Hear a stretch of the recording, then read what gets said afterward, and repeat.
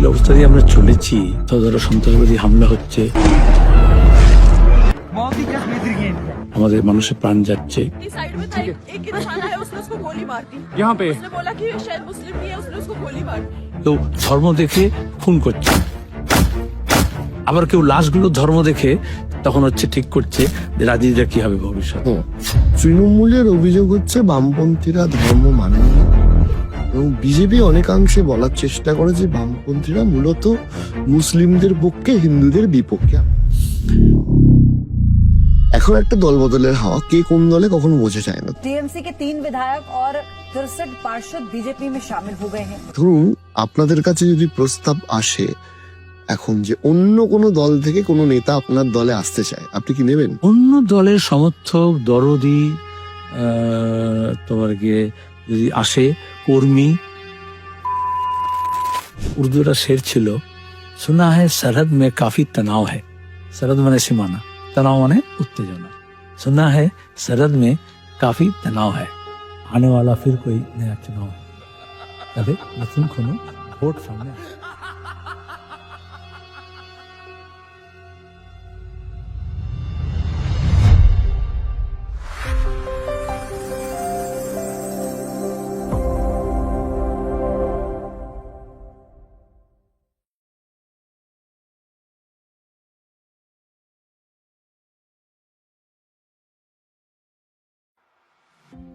নমস্কার, আমাদের পডকাস্টের আজকের যিনি অতিথি তিনি কে সেটা তো আপনাদের আর বলার অপেক্ষা রাখে না, আপনারা নিশ্চয়ই বুঝতে পেরেছেন।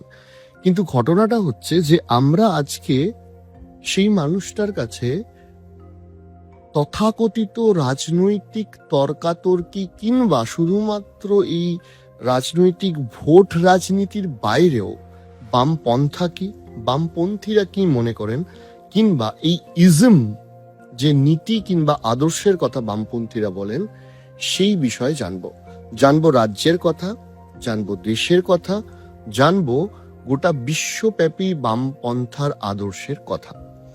এছাড়া আমরা সিপিআইএম এবং সিপিআইএম এর সাথে যে সমস্ত বিরোধী দলগুলো রয়েছে তাদেরকে নিয়েও সিপিএম এর কি মনোভাব বর্তমানে সেটা নিয়ে আলোচনা করব। আমাদের এখানে সমস্ত পলিটিক্যাল পার্টির বিভিন্ন ব্যক্তিত্বরা এসছেন। আজকে আমাদের এখানে উপস্থিত সিপিআইএম এর রাজ্য সম্পাদক মোহাম্মদ সেলিম মহাশয়। আমরা তার থেকে তার বেশ কিছু কথা শুনে নিই। তবে অনুষ্ঠানে যাওয়ার আগে বলি যে আজকের এই এপিসোডটির title sponsor Biryanism. Biryanism is a very famous biryani brand, যেটি শ্রীরামপুরে এই মুহূর্তে তাদের আউটলেট রয়েছে, আরো বেশ কয়েকটি আউটলেট হচ্ছে।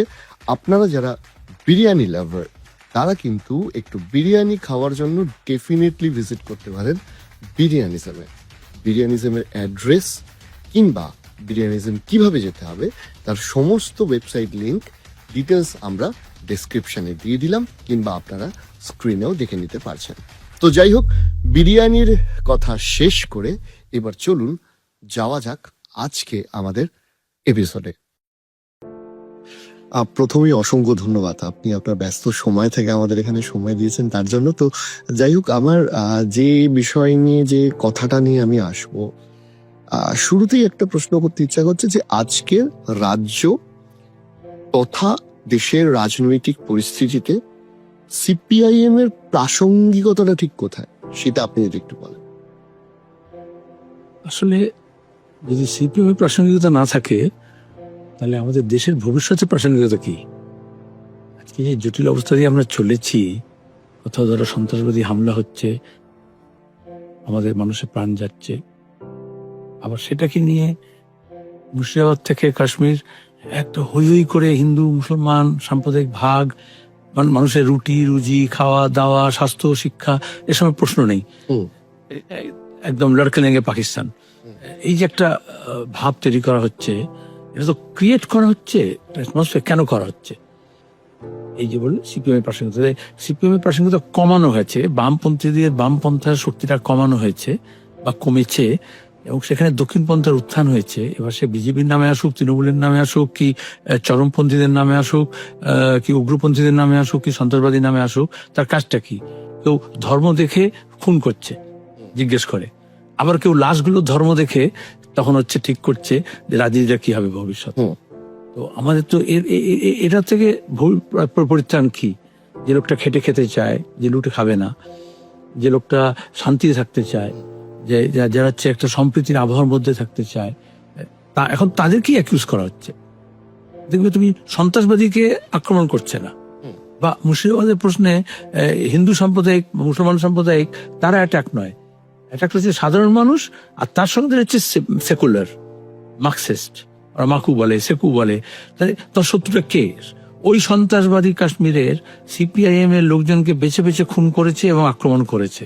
এখন ইউসুফ তারিগামি হচ্ছে টার্গেট লিস্টের মধ্যে হিট নাম্বার। কেন? যারা মাঝখানে আছে, যারা সিনথেটিক কালচার, মিশ্র সংস্কৃতি, যেটা কাশ্মীরিয়াত বলছি আমরা, বা এখানে আমরা যেটা বলছি রবীন্দ্রনাথের ভাষায় যেটা মিলন ধর্মী সংস্কৃতি, সেটাকে অ্যাটাক করছে। কারণ সেটা দুপক্ষই, যে সন্ত্রাসবাদী হামলা করছে, সে সাম্প্রদায়িকতা করছে।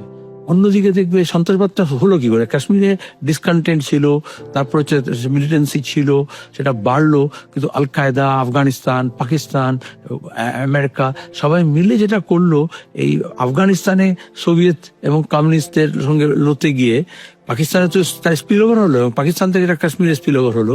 90-এর দশকে দেখবে ওই সময়টায় যখন আফগানিস্তান এর প্রভাবটা আল কায়দা এবং এখানে যেটা কাশ্মীরি মিলিটেন্সি ছিল সেটাকে ইসলামাইজেশন করার চেষ্টা করা হলো, ইসলামিক।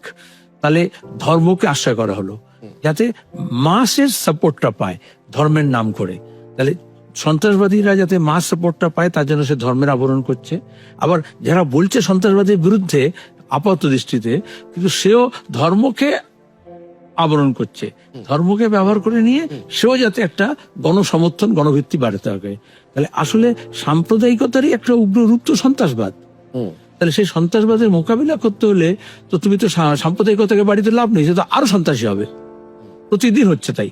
9/11-এর পর থেকে গোটা বিশ্বের সন্ত্রাসবাদ ছড়িয়েছে। আমরা যখন বলেছিলাম যুদ্ধটা সন্ত্রাসবাদ মোকাবিলার রাস্তা নয়, তখনও বলেছিলাম যখন আফগানিস্তানে বোমা হচ্ছে, যখন ইরাকে বোমা হচ্ছে, এবং তার নয় এটা বোঝা গেছে। এবং এখনো দাঁড়িয়ে আমরা বলছি একইভাবে সাম্প্রদায়িকতা হচ্ছে সন্ত্রাসবাদের মোকাবিলার জন্য নয়, বরঞ্চ সন্ত্রাসবাদকে আরো বেশি সাহারা দেওয়ার জন্য, সাহায্য করার জন্য। আর সন্ত্রাসবাদটা হচ্ছে সাম্প্রদায়িকতারই একটা এক্সটেনশন। এবার সংখ্যালঘুদের সাম্প্রদায়িকতা বাড়তে বাড়তে সন্ত্রাসবাদের দিকে যায়, আর সংখ্যা গুরুদের সাম্প্রদায়িকতা সেটা হচ্ছে তখন চলে যায় ফাসিজমের দিকে, কারণ সে রাষ্ট্র ক্ষমতাকে দখল করতে পারে। একটা হচ্ছে নন স্টেট অ্যাক্টরস, তারা পাকিস্তান থেকে তো সাহায্য পাচ্ছে, আর একটা হচ্ছে স্টেট অ্যাক্টরস। এই যখন বলা হচ্ছে টুকরে টুকরে গ্যাং, যাদবপুর, জেএনইউ, বামপন্থী, উমর খালিদ আসলে কি করছে, সেকু মাকু। তাহলে এটা হচ্ছে রাষ্ট্র তার যে মানুষের যে গণতান্ত্রিক অধিকার, মানব অধিকার, ন্যূনতম প্রশ্ন করার অধিকার, এটা কি ভালো কি মন্দ সেটাকে খর্ব করছে। এইখানে সিপিএম এর প্রাসঙ্গিকতা। তাহলে প্রশ্ন তো করতে হয়, প্রশ্ন করতে সাহস লাগে, এবং সেই সাহসটা একজন ইন্ডিভিজুয়ালের থেকে একটা সামগ্রিকভাবে সমবেতভাবে করতে হয়। তাই দক্ষিণপন্থার উত্থানের সঙ্গে সঙ্গে ওরা যখন রাষ্ট্রটাকে গোড়াটাকে দখল করে নিতে চেষ্টা করে, এবং বিরোধী কোনো মত থাকবে না, বিরোধী শূন্য করতে হবে। পঞ্চায়েত থেকে, পুরসভা থেকে, কোঅপারেটিভ থেকে, পশ্চিমবঙ্গে তুমি দেখবে একটা কলেজে, একটা ছাত্র সংসদে, একটা অটো ইউনিয়নে কোনো বিরোধী থাকবে না। এই যে আধিপত্যবাদ, এটা কাউন্টার কে করবে?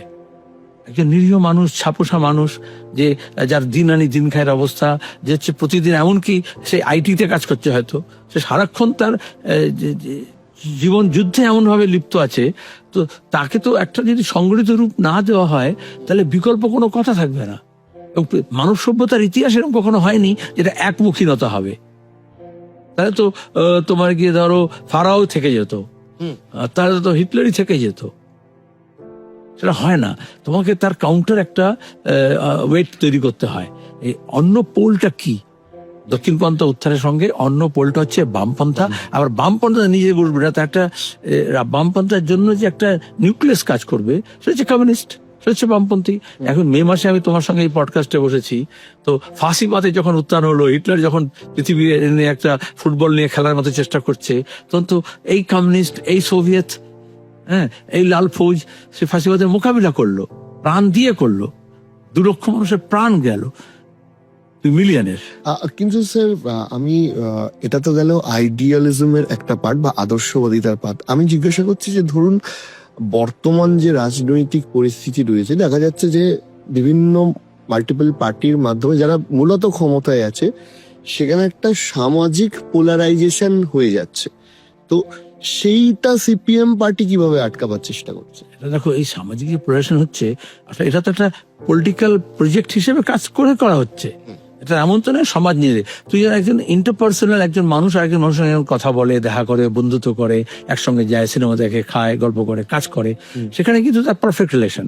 তার মধ্যে কিছু খুনসুরি থাকতে পারে, কিছু রেশারি থাকতে পারে, কিছু প্রতীক থাকতে পারে, কিন্তু সেটা ধর্মের ভিত্তিতে বা ভাষার ভিত্তিতে সেটা হয় না। তারা যেহেতু গোটা বিশ্বে এখন এই যে গ্লোবালাইজেশনের যুগে বিভিন্ন দেশের মানুষ একটা সংস্থায় কাজ করছে, তাহলে এটা হচ্ছে একটা স্পিরিট অফ কোঅপারেশন। কম্পিটিশন থাকলেও আবার উল্টো দিকে হচ্ছে না, কে কি খায়, কে কি পড়ে, কি আদারিং করা আর কি, আমার মতো নয়, পিপল নট লাইক আস, এটা হচ্ছে বিভাজন। তাহলে এখন দেশের ইন্টিগ্রেশন দরকার মানুষের, না সেগ্রিগেশন দরকার? তাহলে সামাজিকভাবে যেটা হচ্ছে সেগ্রিগেট করা হচ্ছে। কমিউনিস্টরা বা বামপন্থীরা কি বলছে? ইন্টিগ্রেট করো। তাহলে দেশের শক্তি বলো, সমাজের শক্তি বলো, কিসের মধ্যে থাকবে? ইন্টিগ্রেশনে না সেগ্রিগেশনে? গোটা বিশ্বের মানুষ বিজ্ঞানে, প্রযুক্তিতে, মহাকাশে পাতাল খুঁড়ে যাচ্ছে, বিজ্ঞান প্রযুক্তিকে ব্যবহার করে এগোনোর চেষ্টা করছে। এটা হচ্ছে কারণ মাল্টি ডিসিপ্লিনারি যা কাজ হচ্ছে বিজ্ঞানের, প্রযুক্তিতে, তার একটা সমবেত একটা প্রয়াস হচ্ছে। সেখানে তুমি যদি সেগ্রিগেট করো, যেটা রবীন্দ্রনাথের ভাষায় খণ্ড ক্ষুদ্র করে রাখে আর কি, তাহলে বসুধাকে যদি খণ্ড ক্ষুদ্র করে রাখো, তুমি প্রাচীর তুলে রাখো নিজের প্রাঙ্গণে, কি হবে? তোমার শক্তিটাকে বৃদ্ধি করবে দেশের, সমাজের, নাকি কমাবে? তো আপনি যেটা বললেন সেটা আদর্শের কথা, কিন্তু আমি বলছি যে একদম সরাসরি, যেহেতু বাস্তবের মাটিতে ভোটটাও একটা বড় ফ্যাক্টর। ধরুন একটা গ্রামের মানুষ, যে মানুষটা খেটে খাওয়া মানুষ, তার জীবনে সিপিএম এর ইম্পর্টেন্সটা আমি জিজ্ঞেস করছি। এই তো গোটা আদর্শ, বা তিনি তো এত কিছু হয়তো বোঝেন না আমরা শহুরে জীবনে যে যতটা খবর পাই। বা দেখো Arijit, you are not wrong, কারণ গত 30 বছর ধরে এটা বোঝানো হয়েছে। তুমি বলার সময় বললে দুবার, একবার আইডিয়ালিজম, একবার আদর্শ, এটা তো আদর্শের কথা হয়ে গেল। আসলে এই ভোট বা মানুষের এই চাহিদা, কিন্তু লিঙ্ক, এটাকে ডিলিং করার চেষ্টা করা হচ্ছে। আদর্শ না থাকলে, তোমার যদি লক্ষ্য না থাকে, তুই যে এগোবে, কোন একটা স্থির একটা লক্ষ্য থাকবে, ঠিকানা জানা থাকে। আমি তোমার এখানে এলাম, আমার ঠিকানা জানা ছিল, আমি এলাম, হয়তো এদিক ওদিক যেতে পারি, কিন্তু আবার আমাকে ঠিক জায়গায় নিয়ে আসতে হবে।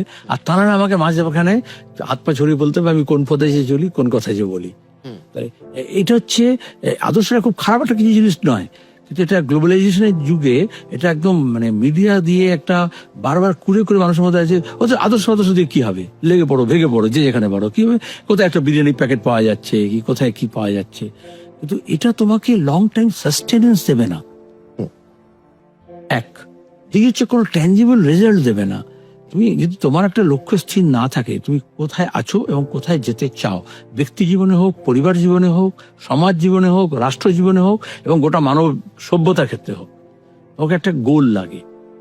এবার এটাকে ঠিকই তুমি কিভাবে লিঙ্ক করবে তোমার যে ডে টু ডে প্রবলেম আছে, তোমার এই মুহূর্তে যে সমস্যাগুলোর সম্মুখীন তোমার দেশের মানুষ। তো এখানে সিপিআইএম এর বা মার্ক্সবাদীদের এটাতে কোনো অসুবিধা নেই। ওই যে খেটে খাওয়া মানুষটা আছে, তার তো রুটির প্রশ্ন, তার তো রুজির প্রশ্ন, তার তো মজুরির প্রশ্ন। যে শ্রমিকটা আছে, যে লেবার কোড নিয়ে আসা হলো, তোমাকে এখন এই যে কদিন আগে দেখলে আইটি সেক্টরের ম্যানেজার সে আত্মহত্যা করলো। তো এই যে ওয়ার্ক প্রেশার যে কাজের মধ্যে, কারণ হচ্ছে কেউ বলছে 90 ঘন্টা কাজ করিয়ে নাও, 70 ঘন্টা কাজ করিয়ে নাও, এবং তোমার যে সাধারণ মানুষের তোমার কোনো বলার অধিকার থাকবে না। আসলে তোমার অধিকারটা কেড়ে নিচ্ছে। যে মেয়েদের 8 ঘন্টা কাজ, 8 ঘন্টা হচ্ছে তোমার গিয়ে বিশ্রাম, 8 ঘন্টা হচ্ছে তোমার গিয়ে ফুর্তি, আনন্দ, সেখান থেকে তোমাকে বলা হচ্ছে তোমার সময়টা চুরি করে নিচ্ছে। কার জন্য করছে? মুনাফার জন্য করছে। যে মুনাফা করছে তার কিন্তু একটা আইডিয়াল আছে, তার একটা লক্ষ্য আছে, সুপার প্রফিট করবে, সে কিন্তু গোটা বিশ্বটাকে মুঠোর মধ্যে নিয়ে আসবে। কিন্তু অন্যকে বোঝাচ্ছে এসব ভেবে কি হবে তোমার, তুমি তোমার কাজে মন দাও। হ্যাঁ, কঠিন পরিশ্রমের কোনো বিকল্প নেই, অবশ্য কঠিন পরিশ্রম করতে হবে, কিন্তু কার জন্য? সেই শ্রমের ফলটা কে নেবে? এই যে এখানে কাটমানি, এই যে এখানে দুর্নীতি, এই যে ছেলে মেয়েদের চাকরি হলো না, হ্যাঁ, বা চাকরি হয়েও চাকরি হারা হচ্ছে, বা যার চাকরি হওয়ার কথা তার হয়নি, বা কেউ টাকা পয়সা লুট করেছে, সে ভাইপো করুক, তার কোম্পানি করুক, লিপস অ্যান্ড বাউন্স করুক, কিন্তু এটা তো তার তো একটা লক্ষ্য আছে। কি আছে? যতটা পারো হাত দাবছিল, টাকা রোজগার করে নাও, লুটে নাও। কিন্তু যে মানুষটা কবরতকহীন হচ্ছে, তার যদি কোনো লক্ষ্য না থাকে জীবনের, তাহলে সে তো শুধু ইট ভাটাতে শুধু ইট বানিয়ে গেল আর কি।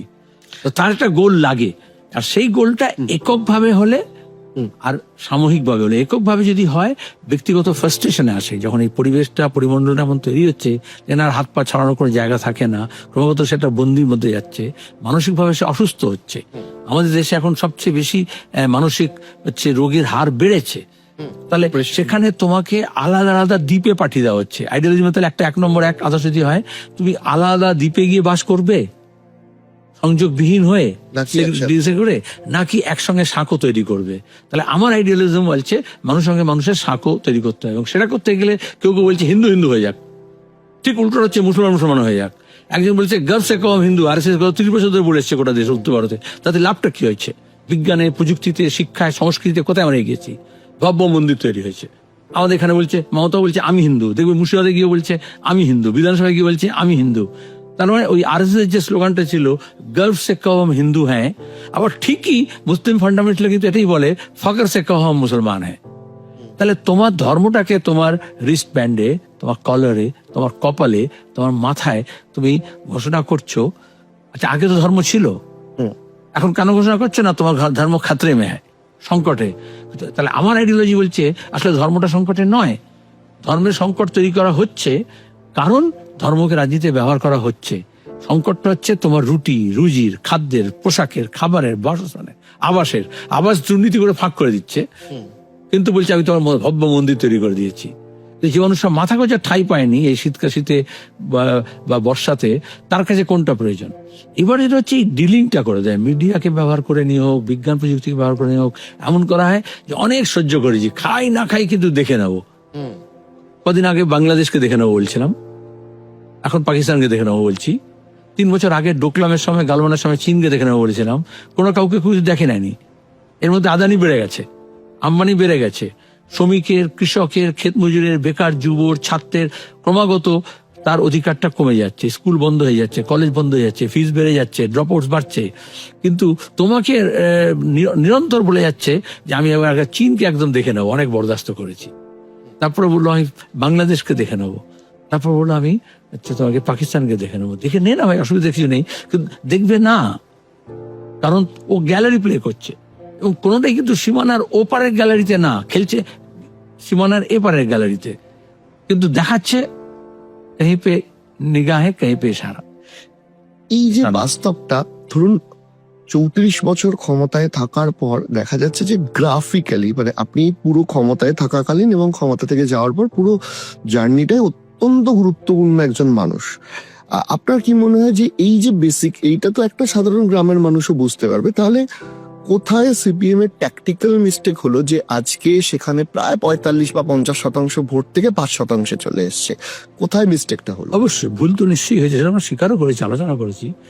আমরা যখন সরকার চালাচ্ছিলাম, সরকার চালাতে গিয়ে কিছু ভুল হয়, সেগুলো কিছু অ্যাকুমুলেটেড ব্যাপার হয়। আবার তার সঙ্গে দাঁড়িয়ে আমাদের সাংগঠনিক কিছু দুর্বলতা ছিল, মানে হয়ে যায় যে এরকমই চলছে, কিন্তু এমনি চিরদিনটা যায় না। তাহলে একটা পাখিও, একটা পশুও, সে তার হচ্ছে তোমার গিয়ে অন্য বিপদের সময় কি হতে পারে তার জন্য কিছুটা ভেবে রাখে, তার ভাবনা চিন্তার জায়গাটা কম, আর মানুষ তো অনেক বেশি ফিউচারিস্টিক ভাবনা থাকে, সেখানে কিছুটা অভাব ছিল। আর তৃতীয় হচ্ছে যে আমাদের সব বিরোধীদেরকে এক কাট্টা হতে দেওয়ার সুযোগ করে দেওয়া আর কি, রামধনু জোট যেটা বলা হচ্ছে, চরম দক্ষিণপন্থী থেকে চরম বামপন্থী, একেবারে হিন্দু সাম্প্রদায়িক থেকে মুসলমান সাম্প্রদায়িক সবাই এক কাট্টা হয়ে গেল। শুভেন্দু তখন সিদ্দিকুল্লাহ চৌধুরীর জন্য হচ্ছে তোমার গিয়ে সারা জীবন আজীবন কৃতজ্ঞ থাকবো, এখন দেখাচ্ছে যে একে অপরের সঙ্গে যুদ্ধ করছে। আর আমরা আমাদের দিক থেকে যদি দেখি, হাইন্ডসাইট অবশ্যই আমরা সারমাইজ করি, পেছনে ফিরে তাকিয়ে দেখলে হয়ে যাবে যে তোমার গিয়ে এই যে ভুল ত্রুটিগুলো হয়েছিল তার একটা বড় রেজাল্ট হলো যে আমার শ্রেণী বিচ্যুতি। আমার যে শ্রেণী মানুষ, যে কৃষি আন্দোলন থেকে, যে কৃষক আন্দোলন থেকে, জমি আন্দোলন থেকে, ক্যানেল আন্দোলন থেকে, যে তোমার গিয়ে অপারেশন বর্গা পর্যন্ত, ভূমি সংস্কার পর্যন্ত, এই যে আমার এটা একটা কৃষি প্রধান রাজ্যে, সেখানে দাঁড়িয়ে দেখা গেল সামাও যখন আমরা শিল্পায়নের উপর জোর দিচ্ছি, জমি অধিগ্রহণ করছি, তখন আমাদের বিরোধীরা এরকম প্রচারটা করলো, এর মনে হয় যেন কৃষিটা পুরো শেষ হয়ে যাবে। শেষ হয়নি। মমতা তখন জীবন জীবিকা রক্ষা, কৃষি জীবিকা রক্ষা কমিটি তৈরি করলো। তুমি হুগলি মানুষ তুমি ভালো জানো, কিন্তু এখন আর কিছু বলছে না। এখন যখন জমি লুট হচ্ছে, এখন আবার ওই হুগলিতেই কিন্তু বন্যা টুডুকে জমির জন্য লড়াই করতে হচ্ছে। যেখানে পাট্টা পেয়েছে এই জমিটা, বা ধরো বাঁধের ধারে আছে, বা চরে আছে, বা পাট্টা পেয়েছে, সে ডেবরায় হতে পারে, সে কুচবিহারে হতে পারে, সেখানে এই লাল ঝান্ডাকেই লড়তে হবে। যে জমির লড়াই, জমিতে দাঁড়িয়ে লাল ঝান্ডা লড়েছিল, সামাও পাকে চক্রে এমন অবস্থা হলো যেমন আমরাই হচ্ছে জমিটাকে নিয়ে নিচ্ছি। এটা তো বিশ্বাসে নিয়ে গিয়েছিল, এটা মিথ্যাচার ছিল, একটা বড় একটা ফেক। এখন বোঝা যায় না, ডিপ ফেক, ফেক নিউজ, তারা ফেক একটা আন্দোলন হলো আর কি, এবং সেটা স্বীকার হলো।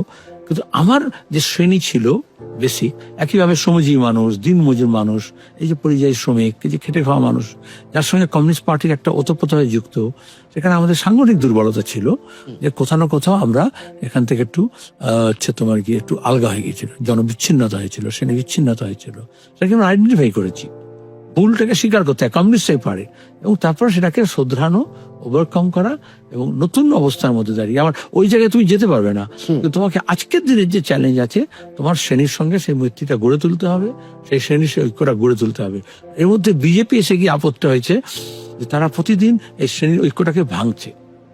সেটা তো বলছে হিন্দু হিন্দু, কিন্তু আসলে সে তো ঐক্যটা ভাঙছে, ওই খেটে খাওয়া মানুষের ঐক্যটা ভাঙছে। এই যে চাকরি চোরের বিরুদ্ধে লড়াই হচ্ছে, যাদের চাকরি প্রার্থীদের, এটা যে আমি হিন্দু মুসলমান করি, মাদ্রাসা আলাদা, স্কুল আলাদা, হিন্দু আলাদা, মুসলমান আলাদা। তাহলে এই আন্দোলন যারা এই সরকারের বিরুদ্ধে লড়ে নেবে, সেই শক্তিটা কমলো না বাড়লো? তাহলে আমি একটা তোমাকে গোটা বিশ্ব এবং দেশের নিরিখে বললাম, একটা তোমার এখানকার নিরিখে, একটা স্থানীয়ভাবেও একটা রাস্তার কথা হোক, একটা বিজুলির কথা হোক, একটা আবাস যোজনার কথা হোক, চুরি জচ্ছির কথা হোক, দুর্নীতির বিরুদ্ধে হোক, সবাই মিলে এক কাট্টা হয়ে লড়লে যে শক্তিটা হয়, আর সেটাই তুমি জাত পাত ধর্ম বর্ণ ভাষার নামে যদি ভাগ করে দাও, তাহলে তুমি কাকে লাভ করছো? যে ক্ষমতায় আছে, ক্ষমতাসীন যে আছে, তার সুযোগ করে দিচ্ছ। ডেফিনেটলি। এটাতে গেলো আপনাদের পিছনে ফিরে তাকানোর বিষয়। এবার বেশ বিগত কয়েক বছরে প্রচুর নতুন মুখ উঠে এসছে, যারা আপনার নেতৃত্বে পার্টিটা করছে, এবং অনেকেই যথেষ্ট প্রচারও পাচ্ছে। ঘটনাটা হচ্ছে তাহলে সিপিআইএম এর পার্টির পক্ষ থেকে সামনে 26-এর ভোট, বা কিছু দূরে গিয়ে 29-এর ভোট, মাঝে মিউনিসিপ্যালিটি পঞ্চায়েত রয়েছে। ভবিষ্যৎ পরিকল্পনাটা কিভাবে মনে করছেন যে সিপিএম তার ঋত গৌরবটিকে পুনরুদ্ধার করতে পারে? প্রথম কথা হচ্ছে, তুমি আমাকে গৌরবান্বিত করার জন্য বললে আপনার নেতৃত্বে, কিন্তু আসলে পার্টির নেতৃত্বে। যেহেতু রাজ্য, আমি রাজ্য সম্পাদক হয়েছি 3 বছর হয়েছে, তার আগে থেকেই আমি অবশ্যই তার অংশ ছিলাম। আমরা খুব ভাবনা চিন্তা করে যখন বলছে লোকে বৃদ্ধতন্ত্র অভ্যাস করলো, কিন্তু আমরা খুব রাতারাতি তো সিপিএম এর নেতা তৈরি হয়ে যায় না, আবার অন্য দল থেকেও আগমন ঘটে না, নির্গমন ঘটে।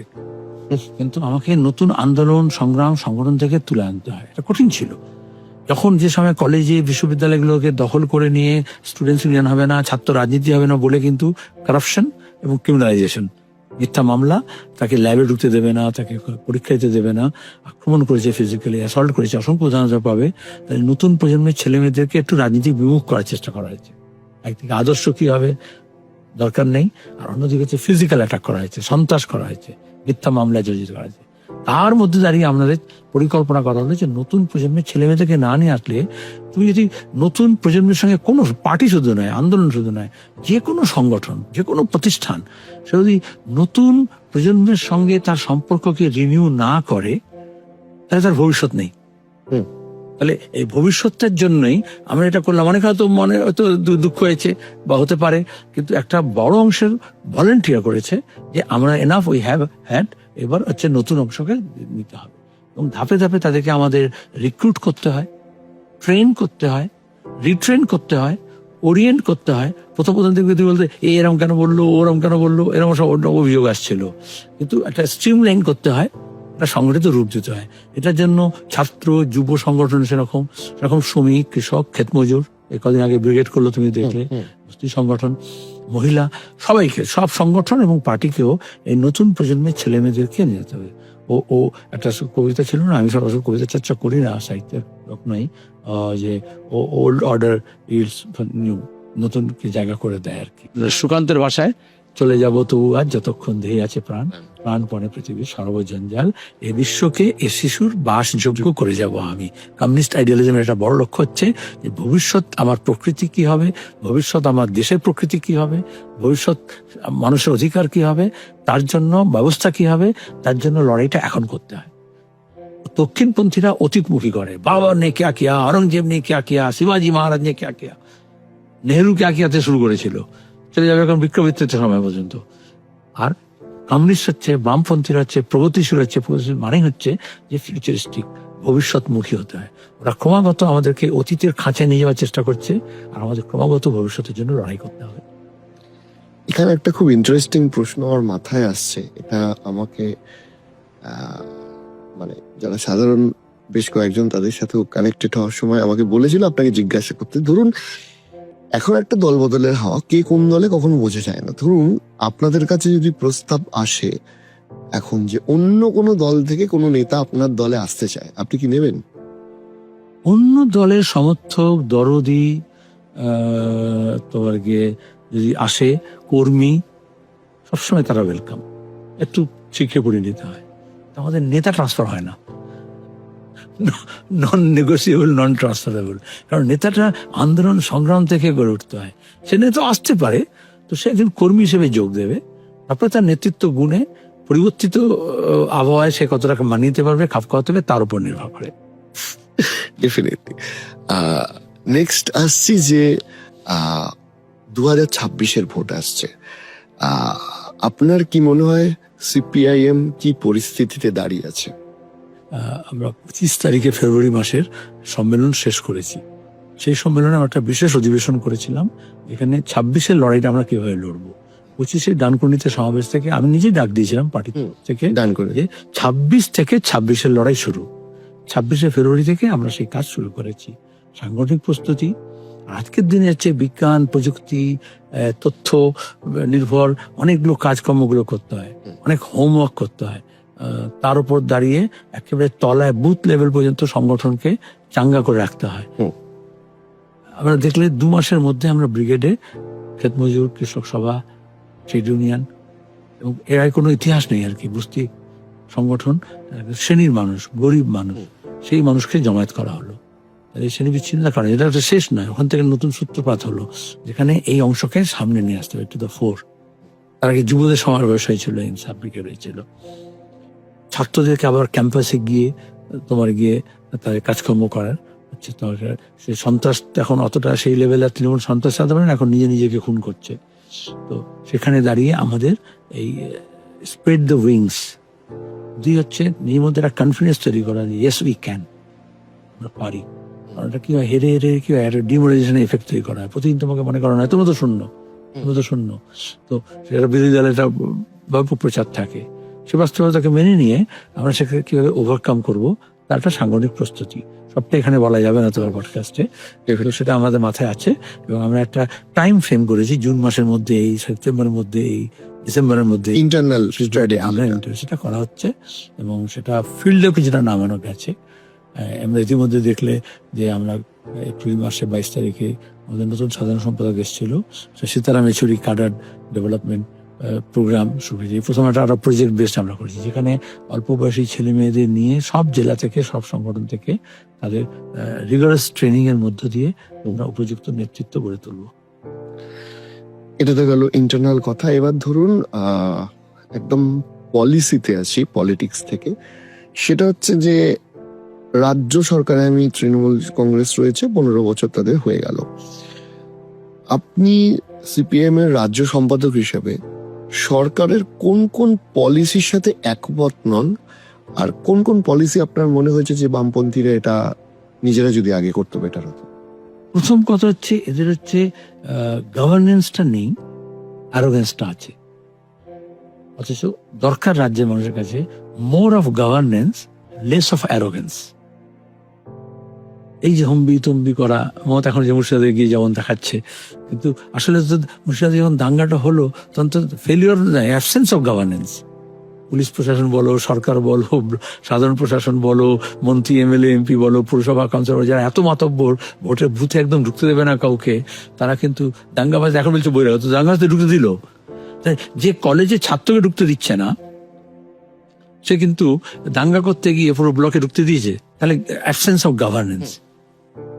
এক, আমাদের বামপন্থী মানে হচ্ছে, অনেকে বলে কি সাদাসিধে লোকজন ছিলেন, বুদ্ধ বর্ষার কিরম জীবন কাটিয়েছেন। আসলে এই অ্যারোগেন্সটা কমাতে হবে। আর গভর্নেন্স করার জন্য তোমার একটা পলিসি প্রেসক্রিপশন দরকার। এই মুহূর্তে আমাদের প্রায়োরিটিটা কি? গভর্নমেন্টের সেকেন্ড হচ্ছে প্রায়োরিটি কি? আচ্ছা, এই মুহূর্তে কি রাজ্যে মন্দিরের অভাব ছিল? আমি মন্দির আপত্তি নেই, ব্লকে ব্লকে একটা মন্দির করুন না। তোমার সাধারণভাবে একজন, তুমি এই বাংলার একজন তরুণ হিসেবে তোমাকে জিজ্ঞেস করি তোমার প্রায়োরিটিটা কি এখন? এই মুহূর্তে কি চাই? বেকারি, কাজ চায়, কাজের জন্য কারখানা চায়, অফিস আদালত চায়, যেখানে দাঁড়িয়ে রিক্রুটমেন্ট চায়, সরকারি যে শূন্য পদে যেগুলো পূরণ করা দরকার আছে। তাহলে গভর্নমেন্ট কেটার করছে, কিছু করছে না তা বলবো না, যেটা দরকার। আচ্ছা, ড্রপ আউটস বাড়ছে গোটা দেশের মধ্যে। একসময় আমাদের যখন সরকার ছিল আমরা বলছিলাম 100% এনরোলমেন্ট। আমাদের ছিল যে বয়সে ছেলেমেয়েরা স্কুলে যায়, অথচ স্কুলের বাইরে আছে, আউটার স্কুলে আছে। আমাদের কাছে চ্যালেঞ্জ হচ্ছে, প্রত্যেক জনপ্রতিনিধির এটা কাজ হচ্ছে, পঞ্চায়েত পুরসভার কাজ হচ্ছে, এমএলএ হিসেবে আমার কাজ ছিল যে একদম সেই পাড়া থেকে, সেই বাড়ি থেকে যাতে ছেলেমেয়েরা স্কুলে গিয়ে ভর্তি হয়। এটা একটা অভিযান চলছিল, একটা মুভমেন্ট। এবং আমরা অলমোস্ট 100% এনরোলমেন্ট থেকে যাচ্ছে না। এখন আমরা আমাদের দেশের মধ্যে ড্রপ আউটসে আমরা নিচে নেমে যাচ্ছি, বিমারু স্টেটের নিচে চলে গেছি। তাহলে এখন প্রায়টা কি? স্কুলটাকে বাঁচানো, শিক্ষাটাকে বাঁচানো এবং স্কুলে আঙ্গনে নিয়ে আসা ছেলে মেয়েদেরকে। ড্রপ আউটস হচ্ছে পরিযায়ী, দুই হচ্ছে পরিযায়ী শ্রমিক, আমাদের এখান থেকে বাইরে যাচ্ছে কাজ করতে।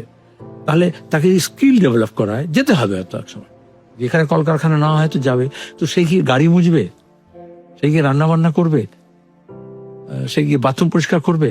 কোনো কাজই খারাপ না, তাকে উপার্জন তো করছে। কিন্তু আমার পশ্চিমবঙ্গ থেকে আগে যেত ডাক্তার, উকিল, chartered accountant, engineer, software engineer. তাহলে আমার যদি ড্রপ আউটস হয় তাহলে সে আনস্কিল লেবার যাচ্ছে। সে গিয়ে এক পাহাড় থেকে আরেকটা পাহাড়ে টাওয়ারে তার টানছে, কেবল টানছে, এবং অ্যাক্সিডেন্টে মারা যাচ্ছে, তার লাশ আসছে। সে গিয়ে বাঁধ নির্মাণের মধ্যে আছে এবং সেখানে ফ্লাড হচ্ছে সিকিমে, সেখান থেকে লাশ আসছে। সে মেঘালয় গিয়ে টানেলে কাজ করছে এবং সেখান থেকে লাশ হয়ে ফিরে আসছে।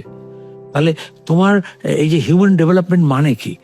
হিউম্যান রিসোর্স ডেভেলপমেন্ট, তাহলে তোমাকে তার মধ্যে দক্ষতা তৈরি করতে হবে, তাকে শিক্ষা দিতে হবে, তাকে উপযুক্ত তৈরি করতে হবে, তাকে এমপ্লয়েবল তৈরি করতে হবে, তাকে এন্টারপ্রাইজ তৈরি করতে হবে, যাতে সে রোজগার করতে পারে। জেনারেশন। তাহলে বাংলার পরিস্থিতি কি ছিল? এখনো উত্তর ভারতের অনেক গ্রামে লোকে বলে যে বিলিতি দাওয়াই আর বাঙালি ডাক্তার যখন এলো আর কি। কিন্তু আজকে এখন কেন হচ্ছে না?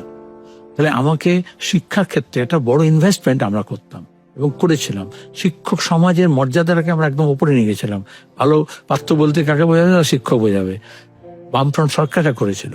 আজকে দাঁড়িয়ে সে শিক্ষকের মর্যাদাও নিচে গেছে। এখন দেখো তুমি কিরকম প্রতিদিন জেলের মুখে দেখতে হচ্ছে, আর বিধাননগরে তোমার গিয়ে অবস্থানের মধ্যে রাত জাগতে হচ্ছে।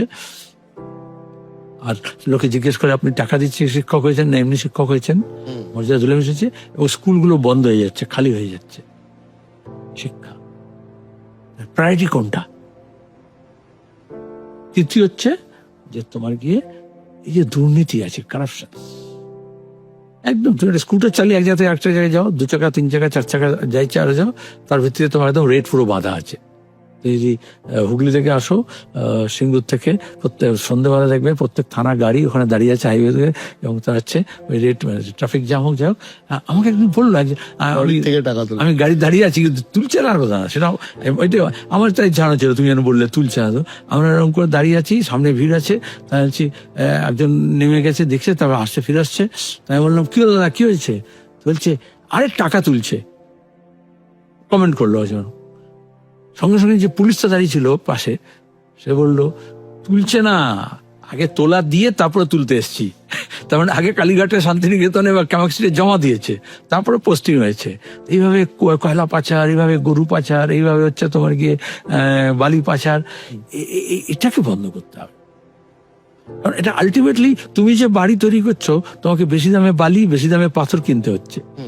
এটা সিন্ডিকেট রাজ। এবং সেখানে দাঁড়িয়ে তো একদিকে তোমার কাটছে, আর অন্যদিকে বলছে আমি তোমাকে কিছু টাকা দিচ্ছি। এই যে তুমি বললে কোনটা আপনার ভালো, কোনটা, এই যে ডাইরেক্ট ট্রান্সফার টাকা দিচ্ছে। আচ্ছা, গত ভোটের সময় কৃষকদের বলেছিল ডাইরেক্ট ট্রান্সফার।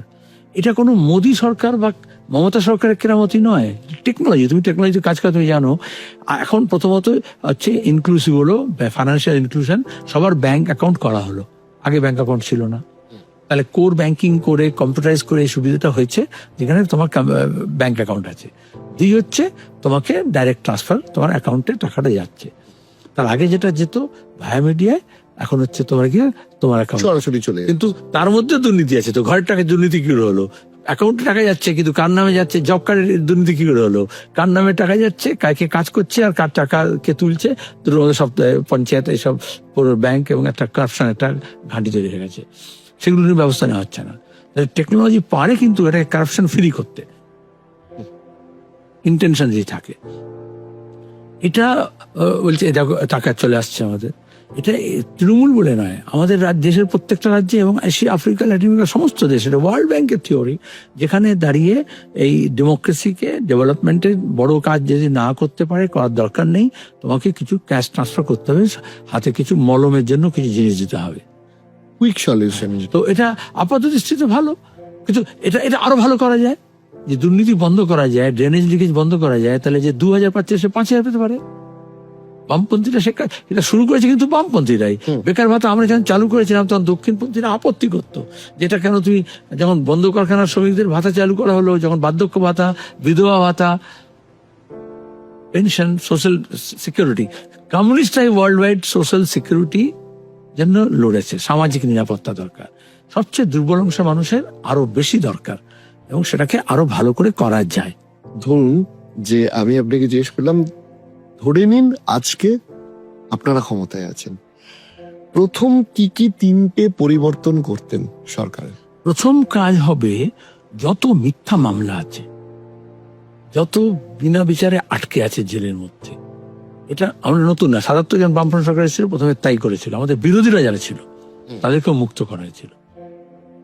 যেগুলো ওভার ক্রাউডেড, অনেকে জানে না কেন ভর্তি হয়েছে, মিথ্যা মামলায় জর্জরিত, ওটা একটা তোলাবাজির একটা অংশ হয়ে গেছে পুলিশ আর তৃণমূলের, সেটাকে আমরা প্রত্যাহার করব।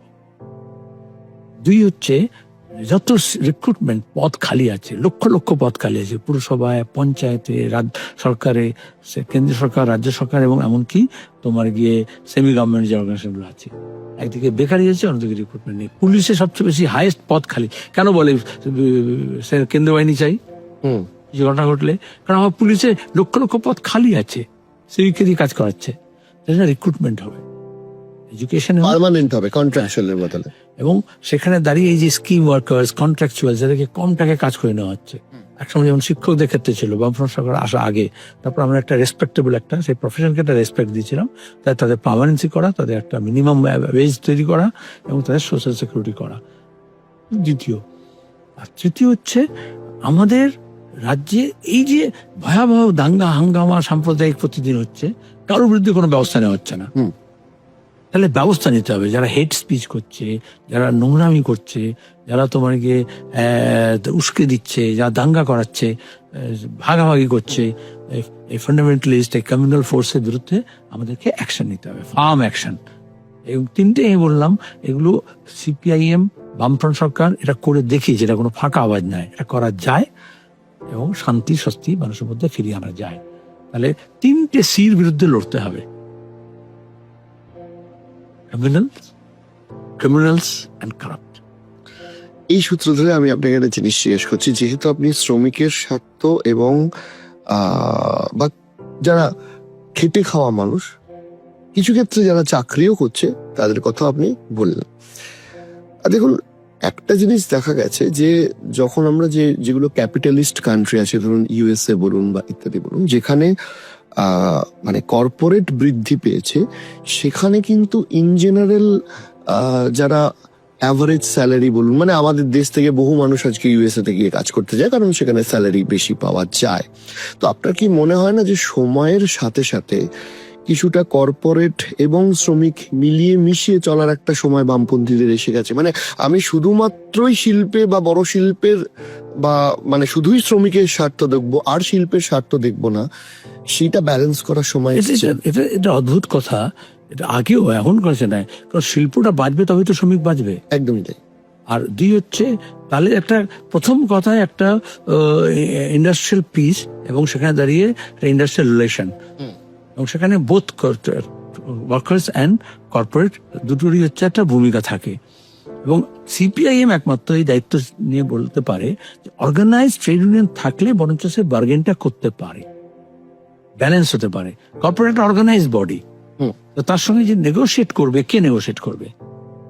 ইন্ডিভিজুয়ালি না, একটা অর্গানাইজ। এই জন্য ট্রেড ইউনিয়ন দরকার হয়। ট্রেড ইউনিয়ন তো শিল্পটাকে বন্ধ করার জন্য নয়, এবং তাকে ইন্ডাস্ট্রি বুঝতে হয়, তার ইন্ডাস্ট্রির প্রয়োজনটা বুঝতে হয়, এবং সেখানে দুজনেরই দায়িত্বশীলতা হয়।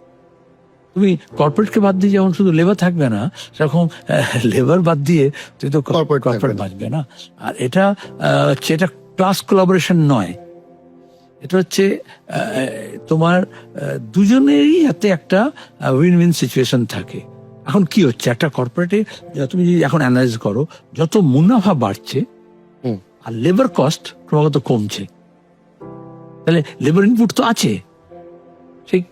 তাহলে ক্রমাগত তোমাকে একটা হেপটি যে কর্পোরেট যে বোর্ড লেভেলে আছে তার যে ইনকাম, আর যে ফ্লোর লেভেলে যে কাজ করছে তার যে ইনকাম, তার ডিফারেন্সিয়েশনটা আগে যা ছিল তার থেকে অনেক বেশি বেড়ে গেছে, গ্যাপটা বেড়ে যাচ্ছে। তো এটা ঠিক তো। আগে ছিল একটা পাবলিক সেক্টর মানে কি, তোমাকে কলোনি তৈরি করবে, এই রেলে একটা কলোনি হতো, স্টিল ফ্যাক্টরি, দুর্গাপুরের একটা শহর গড়ে উঠলো। এখন যদি এটা কর্পোরেট কোম্পানি করে, তবে তুমি ইউ ফেন্ড ইউর সেলফ, তার ওয়ার্কারের থাকার জায়গা নেই। আগে ছিল, এখন অনেক আছে হয়তো, কিন্তু আরো তাকে তার ট্রান্সপোর্টেশন, পাবলিক ট্রান্সপোর্ট সিস্টেম হোক বা তার নিজস্ব ক্যাপটিভ ট্রান্সপোর্ট সিস্টেম হোক, যেখান থেকে ওয়ার্কার আসবে, কাজ করে যাবে, তার ক্যান্টিন হোক, তার সে দুপুরে খাবে কোথায়, তাহলে কার অফিসের বাইরে ঝুপড়ি তৈরি হবে, আর তার মানে তার একটা অফিসের ক্যান্টিন হবে। কোনটা বেশি অর্গানাইজড? তুমি আধুনিক কথা বললে গোটা বিশ্বে কর্পোরেট যেখানে হচ্ছে রেসপন্সিবল, যেখানে হচ্ছে তোমার গিয়ে কর্পোরেট, হ্যাঁ। কিন্তু আজকের ডেটে ধরুন মাল্টিন্যাশনালস গুলো যখন আসছে, বিশেষ করে যারা আইটির ক্ষেত্রে, তাদের একটা বিস্তর মানে বড় দাবির একটা বড় অংশ থাকে হচ্ছে আমাদের এসিজেড চাই। তো সেইটার সাথে যদি পাল্লা মেলাতে হয়, তাহলে তো আপনাদের এই কথা একটু তাহলে একটু রিওয়াইন্ড করতে হবে। মমতার সঙ্গে তৃণমূলের সঙ্গে আমাদের ঝগড়াটা এটাতেই হলো। আমরা তো এসিজেড দিলাম উইপ্রোকে, তবে তো উইপ্রো এলো।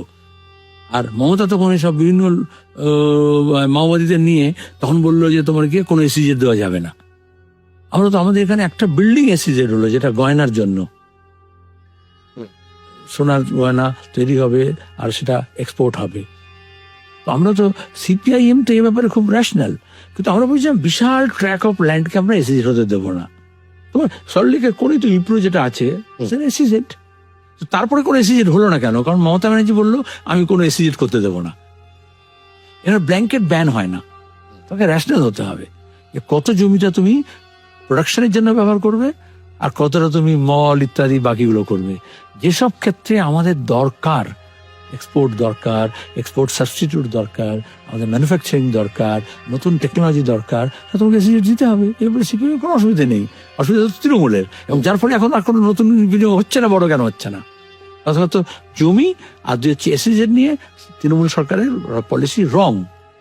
এবং সিপিআইএম বুদ্ধবার্চার সময় এটাকে উদাহরণ তৈরি করে দিয়েছিল বলেই আমরা ওই 2005-06 থেকে 11-র মধ্যে গোটা দেশের মধ্যে ইনভেস্টমেন্টে 1 নম্বরে ছিলাম। গুজরাটকে সঙ্গে কম্পিট করছিলাম, কর্ণাটকের সঙ্গে কম্পিট করছিলাম।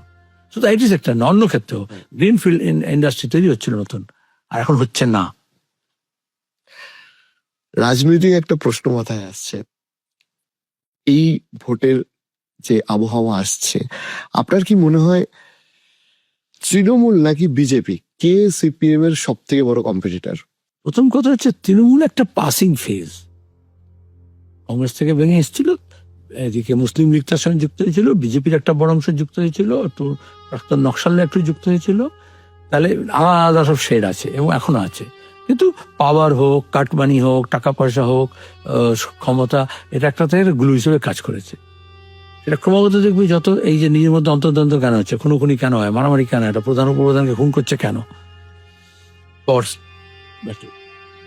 সেটা কোনো ইডিওলজি ড্রিভেন পলিটিক্স নয়, এবং এখানে ইডিওলজি ড্রিভেন পলিটিক্স থাকে।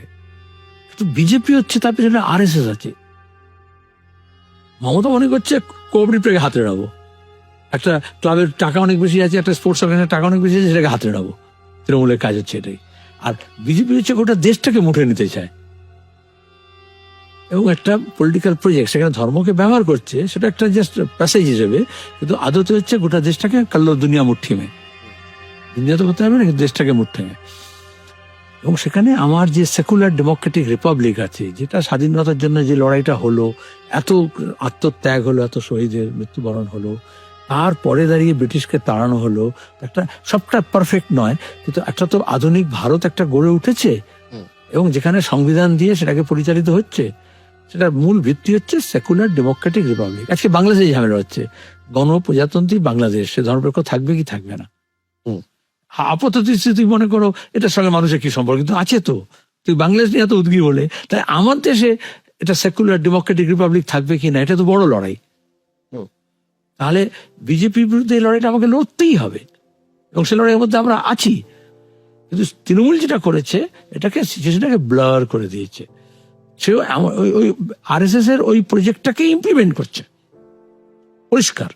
সেকুলার ডেমোক্রেসি যদি শেষ করতে হয়, তাহলে গুজরাট মুখ্যমন্ত্রী হিসেবে মোদি ওই গোদ্রাকাণ্ড থেকে গণহত্যা গুজরাতের যেটা করলো, যে দেশটা সংবিধানে সেকুলার, কিন্তু গুজরাতের এখন দেখলো এই কাশ্মীরে ঘটনা ঘটছে, কোনো বাংলা ভাষী মানুষ কেউ যুক্ত ছিল না, কিন্তু গুজরাতে ওই মাইগ্রেন্ট বেঙ্গলি ওয়ার্কার্সদের কলোনিগুলোকে বুলডোজার দিয়ে, সুপ্রিম কোর্ট বারণ করেছে বুলডোজার পলিটিক্স করবে না, কিন্তু দাঁড়িয়ে ডিসেমেট করে দিল, ভেঙে দিল, যেটা সব বাংলা ভাষায় কথা বলছে, দেশের শত্রু, আইনে একটা পড়ে না, কিন্তু এই অথরিটি। আবার সেই আরএসএস তার প্রেসক্রিপশন অনুযায়ী আমাদের রাজ্যে এটা করলো, দেশ আর গণতন্ত্র, কিন্তু এখানে কোনো ভোট ঠিক মতো হবে না, কোঅপারেটিভ ভোটও ঠিক মতো হবে না, নমিনেশন জমা দিতে পারবে না, মস্তানি করবে, কোনো এই যে বোর্ড বলো, মাদ্রাসা বোর্ড বলো, স্কুল বোর্ড বলো, হায়ার সেকেন্ডারি কাউন্সিল বলো, কলেজ সিনেট সিন্ডিকেট বলো, স্পোর্টস অর্গানাইজেশনের সংস্থাগুলো বলো, কোনোটার ইলেক্টেড থাকবে না, সবটা মমতা নমিনেট করে দেবে, তাই তো? তাহলে এটা হচ্ছে এই ব্যবস্থার মধ্যে দাঁড়িয়েও কিন্তু ইন্টারনালি আমাদের ডেমোক্রেসিকে শেষ করেছে। তাহলে কি হলো, একটা প্রজেক্ট হচ্ছে আমাদের দেশের গণতান্ত্রিক ধর্মনিরপেক্ষ যে চরিত্রটাকে নষ্ট করবে। গুজরাট কোস্টে পশ্চিম উপকূলে মোদিকে দিয়ে, বিজেপিকে দিয়ে সরাসরি এইটাকে ধ্বংস করা হলো ধর্মনিরপেক্ষতাকে। মমতাকে দিয়ে আমাদের রাজ্যে ল্যাবরেটরি গণতন্ত্র কিভাবে শেষ করা যায়। আপাত দৃষ্টিতে সাংবিধানিক কাঠামো আছে, তাহলে আসলে এই দুটো যদি একটা জয়েন্ট প্রজেক্ট হয়, তাহলে শেষে গিয়ে এটা মার্জ করবে সেকুলার ডেমোক্রেসিকে কিভাবে শেষ করা যায়, ডিফ্যাক্টো শেষ করা যায়, ডিজুরে থাকবে, সেই পরিকল্পনা হচ্ছে। তাহলে আমার লড়াইটা দুজনের বিরুদ্ধে লড়তে হবে।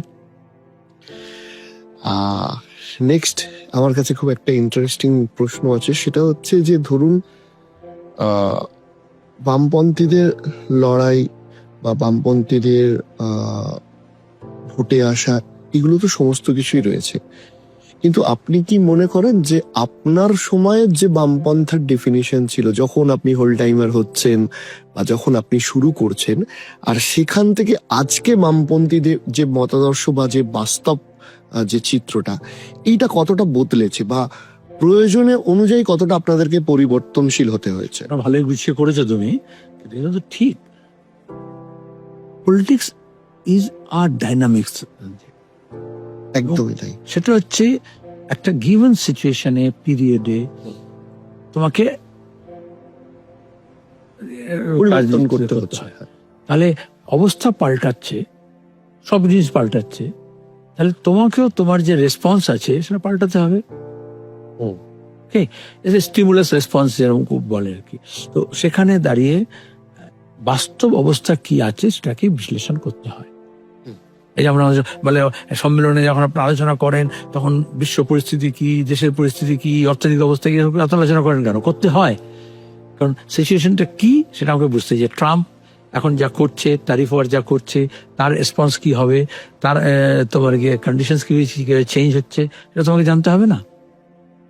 তুমি তো ত্রিশঙ্কু অবস্থায় রাজনীতি করছো না, এটা বাস্তবতার মধ্যে করছো।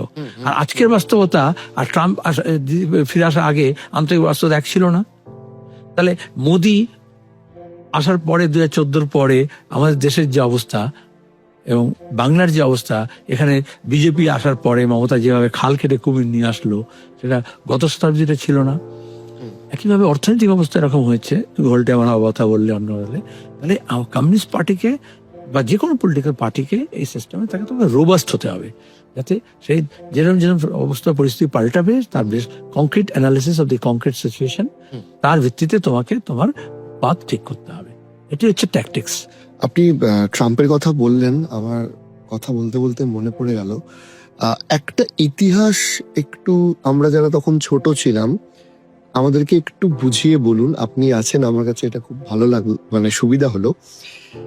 একবার পারমাণবিক চুক্তির জন্য বামপন্থীরা ইউপিএ 1 থেকে সমর্থন তুলে নিয়েছিল এবং আপনার একটা বড় অংশের বক্তব্য তখন আমি পার্লামেন্টে টিভিতে লাইভ টেলিকাস্ট হচ্ছিল শুনছিলাম। এক হচ্ছে ওই সময় সাপোর্টটা কেন তুলে নেওয়া হলো, এবং এই বেসিক্যালি পারমাণবিক চুক্তিতে এমন কি আপত্তিকর বামপন্থীদের মনে হয়েছিল যে কারণে আপনারা তখন সাপোর্টটা তুলে নিলেন? খুব ভালো হলো অরিজিৎ যে তুমি এটা রিভিজিট করতে বললে।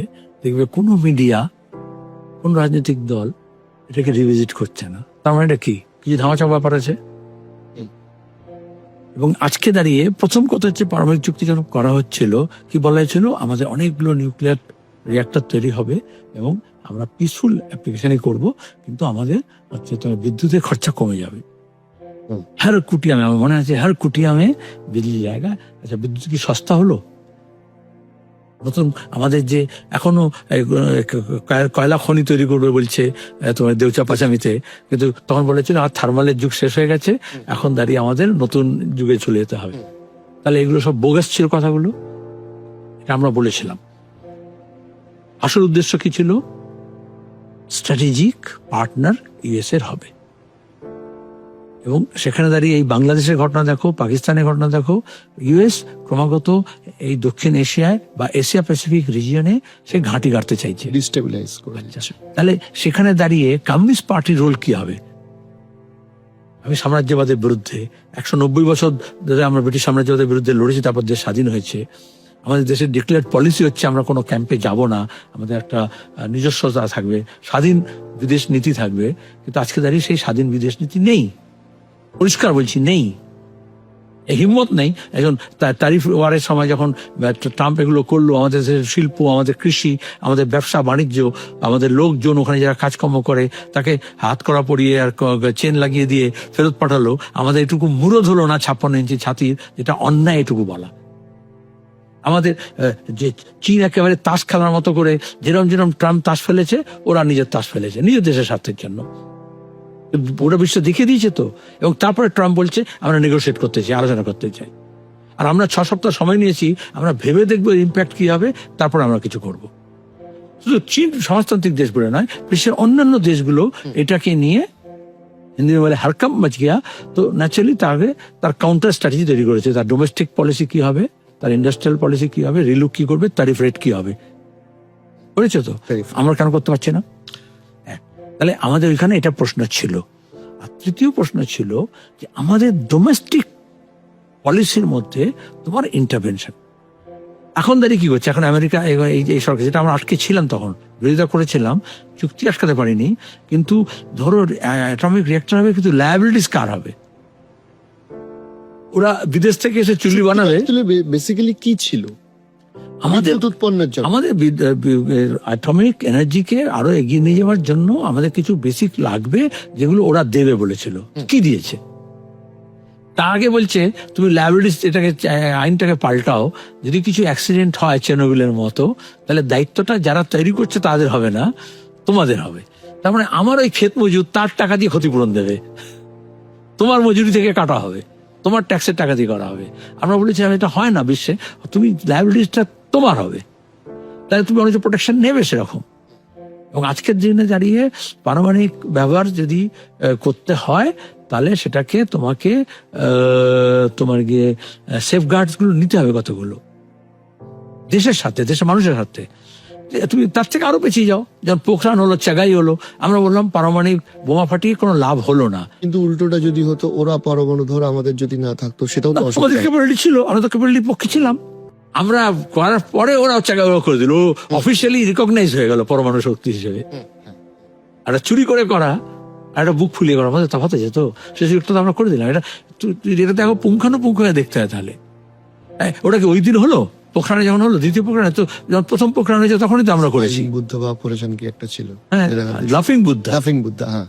হ্যাঁ, এটার মধ্যে ক্যাচ আছে আর কি। বুদ্ধা হচ্ছে শান্তির প্রতীক আর কি, গোটা বিশ্বের কাছে শান্ত মূর্তি আর কি। এখন যেমন হচ্ছে রোরিং লায়ন পার্লামেন্টের উপরে, দেখেছো তো রোরিং লায়ন। আমাদের যেটা ন্যাশনাল এমব্লেম আছে সংবিধানে অ্যাপেন্ডিক্সে দিয়ে দেওয়া হয়েছে, ছোট হলে কিরম হবে ডিজাইন, মাঝারি হলে কিরম হলে, বড় হলে কি করে হবে। কোনো সংবিধানে তোয়াক্কা না করে বললো ও শান্তশিষ্ট সিংহ অনেক দেখেছি, এখন একটু গর্জনরত হবে। যে গর্জায় সে বর্ষায় না, এখন দেখতে পাচ্ছি। যখন ইন্টারন্যাশনাল পলিটিক্সের কথাই এলো, তখন আমি জিজ্ঞাসা করি যে বামপন্থার সাথে আন্তর্জাতিকবাদ একটা জড়িয়ে রয়েছে। বর্তমানে আমি আমার দেশের বিষয়েও আসবো, কিন্তু দেখা যায় যে প্যালেস্তাইন এবং ইসরায়েল প্রশ্নে অনেক ক্ষেত্রে আপনাদের সাথে বিজেপির ডিফার হয়ে যায়, যদিও এটা ইন্টারন্যাশনাল প্রশ্ন, আমার দেশের প্রশ্ন না। আপনি একটু ক্ল্যারিফাই করে দিন, বামপন্থীরা কি মনে করে ইসরায়েল প্যালেস্তাইন নিয়ে? প্যালেস্তাইন আগে আমি তাকে ভিয়েতনাম বলি। ভিয়েতনামের প্রশ্ন যখন বিজেপির সঙ্গে, তখন বিজেপি তৈরি হয়নি, জনসন ছিল, তার সঙ্গে আমাদের আলাদা ছিল। তখন আমেরিকার পক্ষে, আমরা ভিয়েতনামের জনগণের পক্ষে। আমি সবাই ভিয়েতনাম থেকে ফিরে এলাম, তো ওদের 50 বছর হলো সাইগনের পতন এবং সংযুক্তিকরণের, সেই অনুষ্ঠানে গিয়েছিলাম। এই 30 এপ্রিল হলো। তখন আমাদের বলা হতো ভিয়েতনামের জন্য তুমি কেন এত তোমার মন খাচ্ছে? কারণ আমরা স্বাধীনতা আন্দোলন করেছি, আমরা ব্রিটিশ সাম্রাজ্যের বিরুদ্ধে লড়েছি, এবং সাম্রাজ্যবাদী শক্তির বিরুদ্ধে যে বোধ, সেটা আমাদের শুধু না, গোটা দেশের, বিশ্বের যে কোনো মুক্তিকামী। বাংলাদেশে যখন স্বাধীনতা আন্দোলন হলো, আমরা বললাম, তখন ইন্দিরা গান্ধীর সঙ্গে কংগ্রেসের সঙ্গে কত বিরোধ আমাদের, কিন্তু তুমি হস্তক্ষেপ করো, কারণ মুক্তিকামী মানুষ, তার লড়াই, তার পাশে দাঁড়াতে হবে। এটা হচ্ছে কোর ভ্যালুজ, ভারতের কোর ভ্যালু, ভারতের। তাহলে প্যালেস্টাইনের প্রশ্নেও আমাদের সঙ্গে বিজেপির অবস্থান সম্পূর্ণ আলাদা। কিন্তু মজা হচ্ছে আমাদের অবস্থান হচ্ছে আমাদের দেশের যেটা ডিক্লেয়ার্ড পলিসি তার পক্ষে। সেখানে হচ্ছে কোনো দেশে বাইরে থেকে কেউ হস্তক্ষেপ করতে পারবে না। তুমি প্যালেস্টাইনের মাটিতে গিয়ে তুমি যুদ্ধ করছো, তুমি ওখান থেকে মানুষকে বিতাড়িত করছো, তুমি সেখানকার ট্রাম্প বলছে ঠিক আছে ওটা খালি করে দাও গাজাটা, আমি ওখানে ওয়ার্ল্ডের সবচেয়ে বড় রিসোর্ট বানিয়ে দেবো। এটা আমাদের দেশের টুলেন্স ছিল না, আমাদের দেশের এটা হচ্ছে ডিক্লেয়ার্ড পলিসি। একদম স্বাধীনতার আগে থেকে গান্ধীজি বলেছেন যে প্যালেস্টাইনের জনগণের পক্ষে আমরা, কারণ তারা একটা ঐতিহাসিক একটা জায়গা আছে। তাহলে সেখানে দাঁড়িয়ে আমরা চাই ওখানে দুটো রাষ্ট্র, ইসরায়েলও থাকুক আর প্যালেস্টাইন থাকুক, এবং এটা আমাদের শিখতে হবে এবং শেখাতে হবে বিশ্বকে যে দুটো রাষ্ট্র পাশাপাশি শান্তিতে থাকতে পারে। তাহলে যুদ্ধ কোনো সমাধান নয়, আর দখলদারিত্ব নয়, আধিপত্যবাদ নয়, অন্য কোনো দেশকে গিয়ে তুমি দখল করতে পারবে না। তাহলে এটা আমাদের, এই জন্য দেখবে ইউএনওতে আমাদের অনেক বিজেপি অনেক চিৎকার করছে, চেঁচামেচি করছে, তার মধ্যে হিন্দু মুসলমানও আনতে চেষ্টা করছে, কিন্তু আমাদের রোলটা কি? বিদেশ দপ্তর কি বলছে? বিদেশ দপ্তরের ডিক্লেয়ার পলিসি কি? তাহলে সেখানে দাঁড়িয়ে আমরা ইসরায়েলের সঙ্গে বন্ধুত্ব করেছে, কিন্তু আমার ফরেন পলিসি ইউএস ইসরায়েলের পক্ষে ভোট দেওয়া নয়, প্যালেস্টাইনের মুক্তির পক্ষে, স্বাধীনতার পক্ষে। লাস্ট কয়েকটা ভোটে বোধহয় প্যালেস্তাইনের বিপক্ষে, এই ইসরায়েলের বিপক্ষেই ভোট দিয়েছে, দিতে বাধ্য, ডিক্লেয়ার করতে হবে, পলিসি চেঞ্জ করতে হবে। তাহলে এদের হচ্ছে ডিক্লেয়ার পলিসি একটা আছে, আর এখানে পাড়ায় ভক্তরা অন্য কথাটা বলছে। এবার আর একটা প্রশ্নে আসি, সেটা হচ্ছে যে দেখা যায় যে দিল্লিতে ধরুন বা দেশের বিভিন্ন বিশ্ববিদ্যালয়ে বামপন্থী সংগঠনগুলোর একটা স্ট্রং হোল্ড আছে, ইভেন জেএনইউ সহ। কিন্তু এই যে গোটা দেশের বিভিন্ন যে সরকার চলছে, সেখানে বামপন্থীদের প্রেজেন্সটা বেশ কয়েক বছর ধরে কমে আসছে। এই সমস্যাটা কোথায় হচ্ছে আপনার মনে হয়? সেটা আমাদের সাংগঠনিক দুর্বলতা। মানে আমি রাজ্যের অ্যাসপেক্টে আপনাকে জিজ্ঞেস করেছি, গোটা দেশেই বসেছি, গোটা দেশেও সাংগঠনিক দুর্বলতা। যে হচ্ছে এখন দক্ষিণপন্থার উত্থান হয়, এটা একটা পার্কে যেরকম ঢেকি থাকে না, দেখবে এক থেকে ওঠে এক দিকে নামে, দক্ষিণপন্থা উত্থান মানে হচ্ছে আসলে বামপন্থার দুর্বলতা। বামপন্থা দুর্বল হয়েছে, এবং এটা আমাদের দেশে নয়, গোটা বিশ্বে। তুমি রাজ্য থেকে দেশে গেলে, আমি বিশ্বে বলছি, গত 2 দশক 2.5 দশক ধরে দক্ষিণপন্থা একটা চরম উত্থান হয়েছে, চরম দক্ষিণপন্থীদের। তারপরে তোমার অর্থনীতি, ডিপ্লোমেসি, রাজনীতি, যুদ্ধনীতি, সবেতেই হচ্ছে একটা দক্ষিণপন্থা একটা চ্যালেঞ্জ। বাস্তবতা মানতে হবে তো বিভিন্ন দেশে দেশে। আবার সব দেশেই, তুমি একটু আগে আন্তর্জাতিক কথা বলেছিলে, সব দেশেই এই বামপন্থীরা তার যা শক্তি আছে তাকে আবার রিকুপ করতে হবে, তৈরি করতে হবে, লড়তে হবে, সেই লড়াইও জারি আছে। এবং এখন আবার এই ফেজটা আসছে যেখানে দক্ষিণপন্থার উত্থানটা একটু কমছে এবং আবার বামপন্থী বিশাল করে নয়, কিন্তু আমি আশাবাদী সেখানে বামপন্থীদের শক্তি আবার সংহত হচ্ছে, একটা ফেজ আসে। ওটা একটার সঙ্গে একটা লিঙ্ক আগে ছিল না, এখন যেহেতু বিশ্বায়িত যুগে এমন হয়ে গেছে, গ্লোবালাইজ যেতে ইন্টিগ্রেট হয়ে গেছে, গোটা ওয়ার্ল্ডের যারা লুট করছে শোষণ করছে তারা কিন্তু ইন্টিগ্রেটেড, কিন্তু দেশের মানুষগুলোকে আলাদা করে দিয়েছে। মার্কেটটা ইউনাইটেড। পেপসি বা কোকাকোলা যখন বিক্রি করছে পাকিস্তানে বিক্রি করছে, ইন্ডিয়াতে বিক্রি করছে, কিন্তু বিজেপি কি বলছে বা ওখানকার পাকিস্তান মুসলমান ফাউন্ডেশন কি বলবে, এই যে তুমি শরবতটা খাচ্ছ লোকাল যে শরবতটা বিক্রি হচ্ছে এটা হিন্দু করেছে না মুসলমান করেছে, মুসলমানের তৈরি খাওয়ার জিনিস কিনবো কেনো না। তবে তোমার মার্কেটকে ওরা কিন্তু এক কাট্টা করছে, কিন্তু মানুষকে আলাদা করছে। বামপন্থীদের কাজ হচ্ছে এই মানুষকে এক কাট্টা করলেই তোমার এই মুনাফা শিকারী বাজারের বিরুদ্ধে তুমি টিকে থাকতে পারবে, লড়তে পারবে। সে ছোট ব্যবসা করো, স্মল এন্টারপ্রেনার হও, দোকানদার হও, একটা সবজি বিক্রেতা হও। তাহলে যখন অ্যামাজন থেকে তুমি কিনছো তখন কিন্তু কার ছোঁয়া লাগছে তুমি প্রশ্ন করছো না, কিন্তু করোনার পর থেকে তুমি দেখো আমাদের এখানে কি হচ্ছে, আপনি ফল কিনছেন, সবজি কিনছেন, কার দোকান থেকে কিনবেন, কে থুতু লাগাচ্ছে, এই ক্যাম্পেইন হচ্ছে না। তাহলে ব্র্যান্ডেড হলে এই যে, তাহলে লেফটকেও তাকে নতুন করে রিব্র্যান্ডিং করতে হবে আর নতুন প্রজন্মকে আনতে হবে। কিন্তু আমাদের দেশের ক্ষেত্রে আমি ব্যাক করেছি, তুমি বিশ্ববিদ্যালয়ের কথা বললে বলে সব রাজ্যগুলোতে দেখবে কলেজ বিশ্ববিদ্যালয়গুলোতে পলিটিক্স বন্ধ করে দিচ্ছে, ছাত্র সংগঠন করতে দেবে না। তাহলে আরএসএস তার কাজটা করে যাচ্ছে, মন্দিরকে কেন্দ্র করেই হোক, মুসলিম ফান্ডামেন্টালিস্টরা করে যাচ্ছে তার প্রতিষ্ঠানগুলোকে মধ্যে দিয়ে হোক।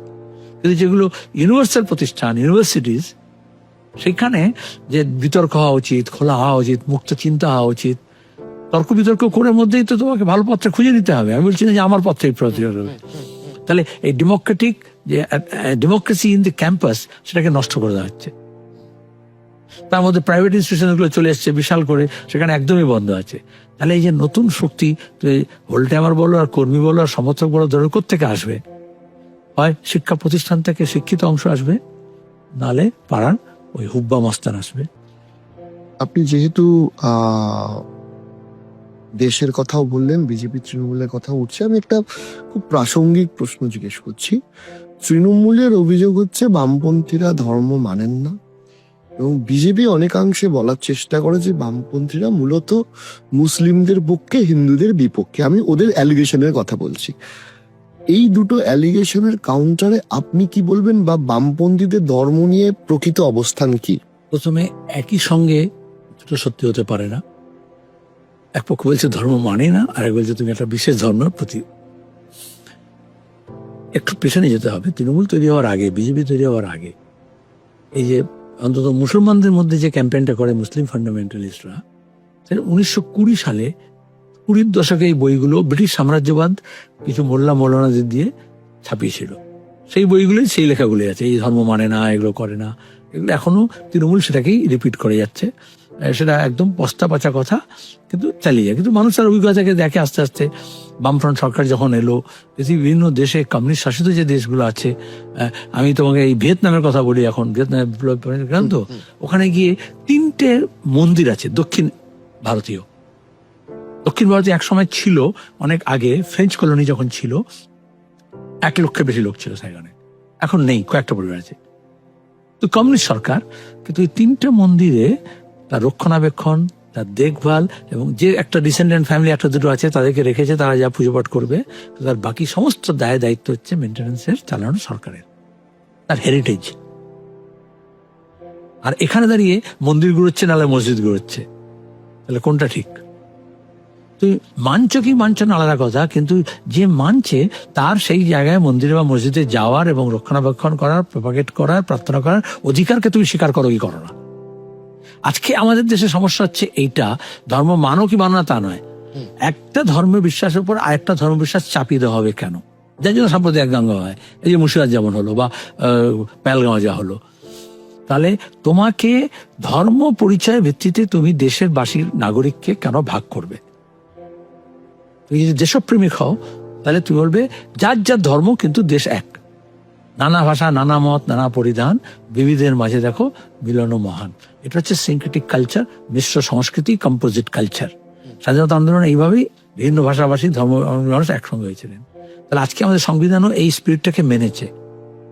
সেখানে দাঁড়িয়ে কমিউনিস্টদের ক্ষেত্রে সে তৃণমূল এবং বিজেপি দুজনের প্রতি জবাবটা হতে পারে, ধর্মটা যার যার। কিন্তু তুমি, সরকারের কাজ হচ্ছে স্কুল চালানো, হাসপাতাল চালানো, সরকারের কাজ হচ্ছে এয়ারপোর্ট চালানো, রেল স্টেশন বানানো, সরকারের কাজ হচ্ছে রেল যোগাযোগ বাড়ানো, গণপরিবহন বানানো, শিল্প উদ্যোগ যাতে গড়ে ওঠে তার জন্য, বেকার যে কাজ তার জন্য। সরকার বলছে কি না, আমি ওয়াকআপ চালাবো। ওয়াকআপটা তো ধর্ম প্রতিষ্ঠানের ব্যাপার, তারা নিয়ে চালাক। সরকার বলছে কি না, আমি জগন্নাথ মন্দির তৈরি করবো, আমি রাম মন্দির তৈরি করব। ওইটা তো আগেও ছিল এবং মানুষ সেই ইন্দাস ভ্যালি থেকেই তার নিজের মত অনুযায়ী সে মূর্তি গড়েছে এবং তারপর তার পুজো পাঠ করেছে, যেমন করেছে পদ্ধতি হয়েছিল। বরঞ্চ সেই দেবী পাল্টে গেছে এক একটা করে। বিভিন্ন ইতিহাসে দেখো তুমি, রোমান সাম্রাজ্য যখন পতন হয়েছে তখন ওই রোমান গডকে আর কেউ পূজন করে না। ইজিপশিয়ান যে পিরামিডে যে ছবিগুলো দেখো, কিন্তু তাহলে একসময় মনে করা হতো ধর্ম সাম্রাজ্যকে ধারণ করছে, কিন্তু আসলে দেখা গেল সাম্রাজ্য যখন পাল্টে গেল, সে ধর্ম পাল্টে গেল। অর্থাৎ দীর্ঘদিন ধরেই ধর্ম এবং রাজনীতি কানেক্টেড। কিন্তু আজকে যেসব দেশ এগিয়েছে গোটা বিশ্বে, তারা সবাই এই চার্চ এবং রাষ্ট্র তাকে বিযুক্ত করেছে সম্পর্ক। যতদিন ইউরোপে চার্চ পরিচালনা করছিল, যতদিন এই সব মুঘল টুগলের সমানে বলে, যখন এই মোল্লাতন্ত্র করছিল, সেটা খুব একটা প্রগতি হয়নি। আজকে আধুনিক বিশ্বে এটা স্বীকার করা হয়েছে যে তোমার মানুষের যে স্বাধীন সত্তা, মুক্ত বুদ্ধি, যুক্তি, সেটাকে ধর্ম নিরপেক্ষ হওয়া উচিত। তোমার যুক্তিটা ধর্ম বিশ্বাস অনুযায়ী যদি হয়, তাহলে সেটা যুক্তি থাকে না। আইন পরিচালনা হবে ধর্মের ঊর্ধ্বে দাঁড়িয়ে। আরেকটা কথা, মানে বিভিন্ন টিভি শোতেও যখন বামপন্থী বিভিন্ন প্রতিনিধিরা যায়, তাদের বিরুদ্ধে বিজেপি কিংবা তৃণমূলের লোক, মূলত বিজেপির লোকরা এটা বলে যে এরা হচ্ছে চীনের দালাল। তো এই যে অ্যালিগেশনটা, এই শব্দগুলো বিরুদ্ধে আপনাদের বক্তব্যটা কিসের? এখন এই মুহূর্তে তুমি আজকে যদি সাংহাইতে যাও, বেজিং এ যাও, সবচেয়ে বেশি বিজেপি নেতারা ওখানে উপস্থিত আছেন। আজকে যদি চীনের ভিজিট দেখো, ভিসা আমাদের দেশে সবচেয়ে বেশি হচ্ছে ভিসা হয় গুজরাটে ভিজিট করার জন্য, কারণ ওখানে কল কারখানা প্রজেক্ট, ওই মূর্তি তৈরি করেছে সর্দার বল্লভভাই পটেলের, সব হচ্ছে চীনকে কন্ট্যাক্ট দিয়েছে। চীনের ইঞ্জিনিয়াররা এই মুহূর্তে সবচেয়ে বেশি প্রেজেন্ট কোথায় আছে আমাদের দেশের মধ্যে? গুজরাটে। ওই যে দোলায় দুলছিল না জিপিং এর সঙ্গে মোদি, পলিটিক্যাল পার্টি হিসেবে, পার্টি টু পার্টি, চীনের কমিউনিস্ট পার্টি এবং বিজেপি দুটো হচ্ছে পার্টি টু পার্টি রিলেশন, বন্ধুত্বপূর্ণ ফ্রেন্ডশিপ এগ্রিমেন্ট আছে। গত 2014 থেকে এখন পর্যন্ত ডেলিগেশন হেনো বছর নেই যেটা বিজেপির হাই পাওয়ার পলিটিক্যাল ডেলিগেশন, সরকার, মুখ্যমন্ত্রী, মন্ত্রী ছেড়ে দাও, ব্যবসায়ী প্রতিষ্ঠান ছেড়ে দাও, চেম্বার অফ কমার্স ছেড়ে দাও, হাইয়েস্ট পেইড ভিজিট করেছে ডেলিগেশন কাদের? বিজেপির। তথ্যই তো কথা বলতে হবে। কিন্তু কেন বলে? আচ্ছা, কে বলতে পারে ওই যে ওদের ঝান্ডা লাল, তোমাদের ঝান্ডা লাল, এই যুক্তি দিন হয়। আমরা চীনের বন্ধু, অবশ্যই আমরা চাই বন্ধুত্ব। কেন চাই? ভারত এবং চীন তুমি যদি হিসেব দেখো, তাহলে আমাদের পরে ওরা দেশ স্বাধীন হয়েছে এবং বিপ্লব করেছে। আমাদের অবস্থাটা 70s পর্যন্ত ভারত আর চীনের প্রায় একই রকমের ছিল, ইভেন 80s অব্দিও। তাহলে আজকে তার যে পলিসি, যে সমাজতান্ত্রিক ভাবনা, তার প্রয়োগ চীন নিজের মতো করে করেছে। আমরা সবটাই একদম ঠিক ঠিক করেছে, তার সার্টিফিকেট আমরা দেবো না। কিন্তু সে নিজের দেশের দারিদ্র্য মোচন, কৃষির উন্নয়ন, প্রযুক্তির ব্যবহার থেকে অ্যাভারেজ হচ্ছে তোমার গিয়ে লাইফ স্ট্যান্ডার্ড, সেটাকে আমাদের থেকে অনেক ছাপিয়ে গেছে ওয়ার্ল্ড ওয়াইড। তার ডিপ্লোম্যাটিক পাওয়ার, তার ফাইন্যান্সিয়াল পাওয়ার, তার ইন্ডাস্ট্রিয়াল পাওয়ার, তার ম্যানুফ্যাকচারিং ক্যাপাসিটি, সেরকম গোটা বিশ্বের কারখানা। তাহলে ভারতকে তুমি ভালো বলবে না? বলতে হবেই, যেগুলো শিক্ষণীয় শিখতে হবে। হ্যাঁ, এবং সে এখন গোটা বিশ্বের যা ম্যানুফ্যাকচারিং হয় তার 30% সে করছে। তাহলে আমি আমার দেশের বেকার সমস্যার সমাধান করতে পারছি না, আর চীন যদি বেকার সমস্যার সমাধান করে, তার এক্সপেরিমেন্টটা আমার কাজে লাগবে না? অনেকগুলো সমস্যা আছে যেগুলো আমাদের দুজনে একই রকম ছিল। ওয়েদার, নদী শেয়ার করি, পাহাড় শেয়ার করি, তাহলে এগ্রিকালচার, তাহলে হচ্ছে তোমার গিয়ে অ্যানিমাল হাজবেন্ডারি, পশুপালন। তাহলে সেই অভিজ্ঞতায় যদি এখন যে সফটওয়্যার, যদি বিশ্বের সফটওয়্যার আমরা যদি তৈরি করি অন্য দেশের ক্রাইসিস করার জন্য, তাহলে হার্ডওয়্যারের ক্ষেত্রে অনেকগুলো সলিউশন যদি তারা যদি করে থাকে, টেকনোলজির ব্যবহার দৈনন্দিন জীবনে মানুষের, তাহলে টেকনোলজি তো তোমার গিয়ে আমরা তো নিই, আমরা তো ইলেকট্রিক বাতি তো নিয়েছি নাকি? ব্রিটিশের বিরুদ্ধে যখন ছিলাম, মজা কথা, গান্ধী বলেছিলেন আমি ব্রিটিশ সাম্রাজ্যবাদের বিরুদ্ধে, আমি ইংলিশ ম্যানের বিরুদ্ধে নই। তোমাকে ঘৃণা ছড়ানো হচ্ছে মানুষের সঙ্গে মানুষের, কিন্তু আমরা চাই দেশের সঙ্গে দেশের ভালো সম্পর্ক হোক। শুধু চীন কেন, গণসংগীত আমাদের ছিল, চাই রুশ হোক, জাপান হোক, চীন হোক, কোনো অসুবিধা নেই। সলিল চৌধুরী গান হিসেবে সারা রাত দেশ জুড়ে আমার ঘর বাড়ি, তুমি সংকীর্ণতায় যাবে কিনা। রবীন্দ্রনাথ, এই 25-এ জিজ্ঞেস করছো, রবীন্দ্রনাথ চীন ভ্রমণের 100 বছর হলো, তখন তো কমিউনিস্ট ছিল না চীন, তখন মুক্ত হয়নি, আমরা হয়নি, ওরা হয়নি। কিন্তু চীনের সভ্যতা নিয়ে, সংস্কৃতি নিয়ে, মানুষ নিয়ে রবীন্দ্রনাথ যা লিখেছেন, তুমি অস্বীকার করবে কি করে? কিন্তু নাকি রবীন্দ্রনাথ চীনের পন্থী হয়ে যান? না, একদমই না। মনে হচ্ছে মজা হচ্ছে, আমি যদি চীন ঘুরে আসি আমি কিন্তু লিখতে পারবো না, আমি যদি প্রশংসা লিখি তাহলে মনে হয় চীনের দালাল হয়ে গেল। এটা হচ্ছে সংকীর্ণতা। কিন্তু কিন্তু এখানে একটা বিষয় জিজ্ঞাসা করি, যদিও অনেকক্ষণ আপনাকে আটকে রেখেছি, আর বেশিক্ষণ আটকাবো না। সেটা হচ্ছে যে মানে ধরুন আমাদের 1991 সালে যখন অর্থনৈতিক উদারীকরণটা হলো, আমাদের ইকোনমিটা খোলা হলো, তখন থেকে দেখা যাচ্ছে যে স্ট্যাটিস্টিক্যালি যে আমাদের প্রোগ্রেসটা একটু বেড়েছে। কিন্তু আবার তো বামপন্থীরা একটা সময় পুরোপুরি উদারীকরণ বা মুক্ত অর্থনীতির বিরুদ্ধেও ছিল। তাহলে কি পলিসি কন্ট্রাডিক্টরি হয়ে যাচ্ছে না? তোমার শব্দ মধ্যে পুরোপুরি শব্দটা আছে আর কি। কন্ট্রাডিক্টরি কেন হবে?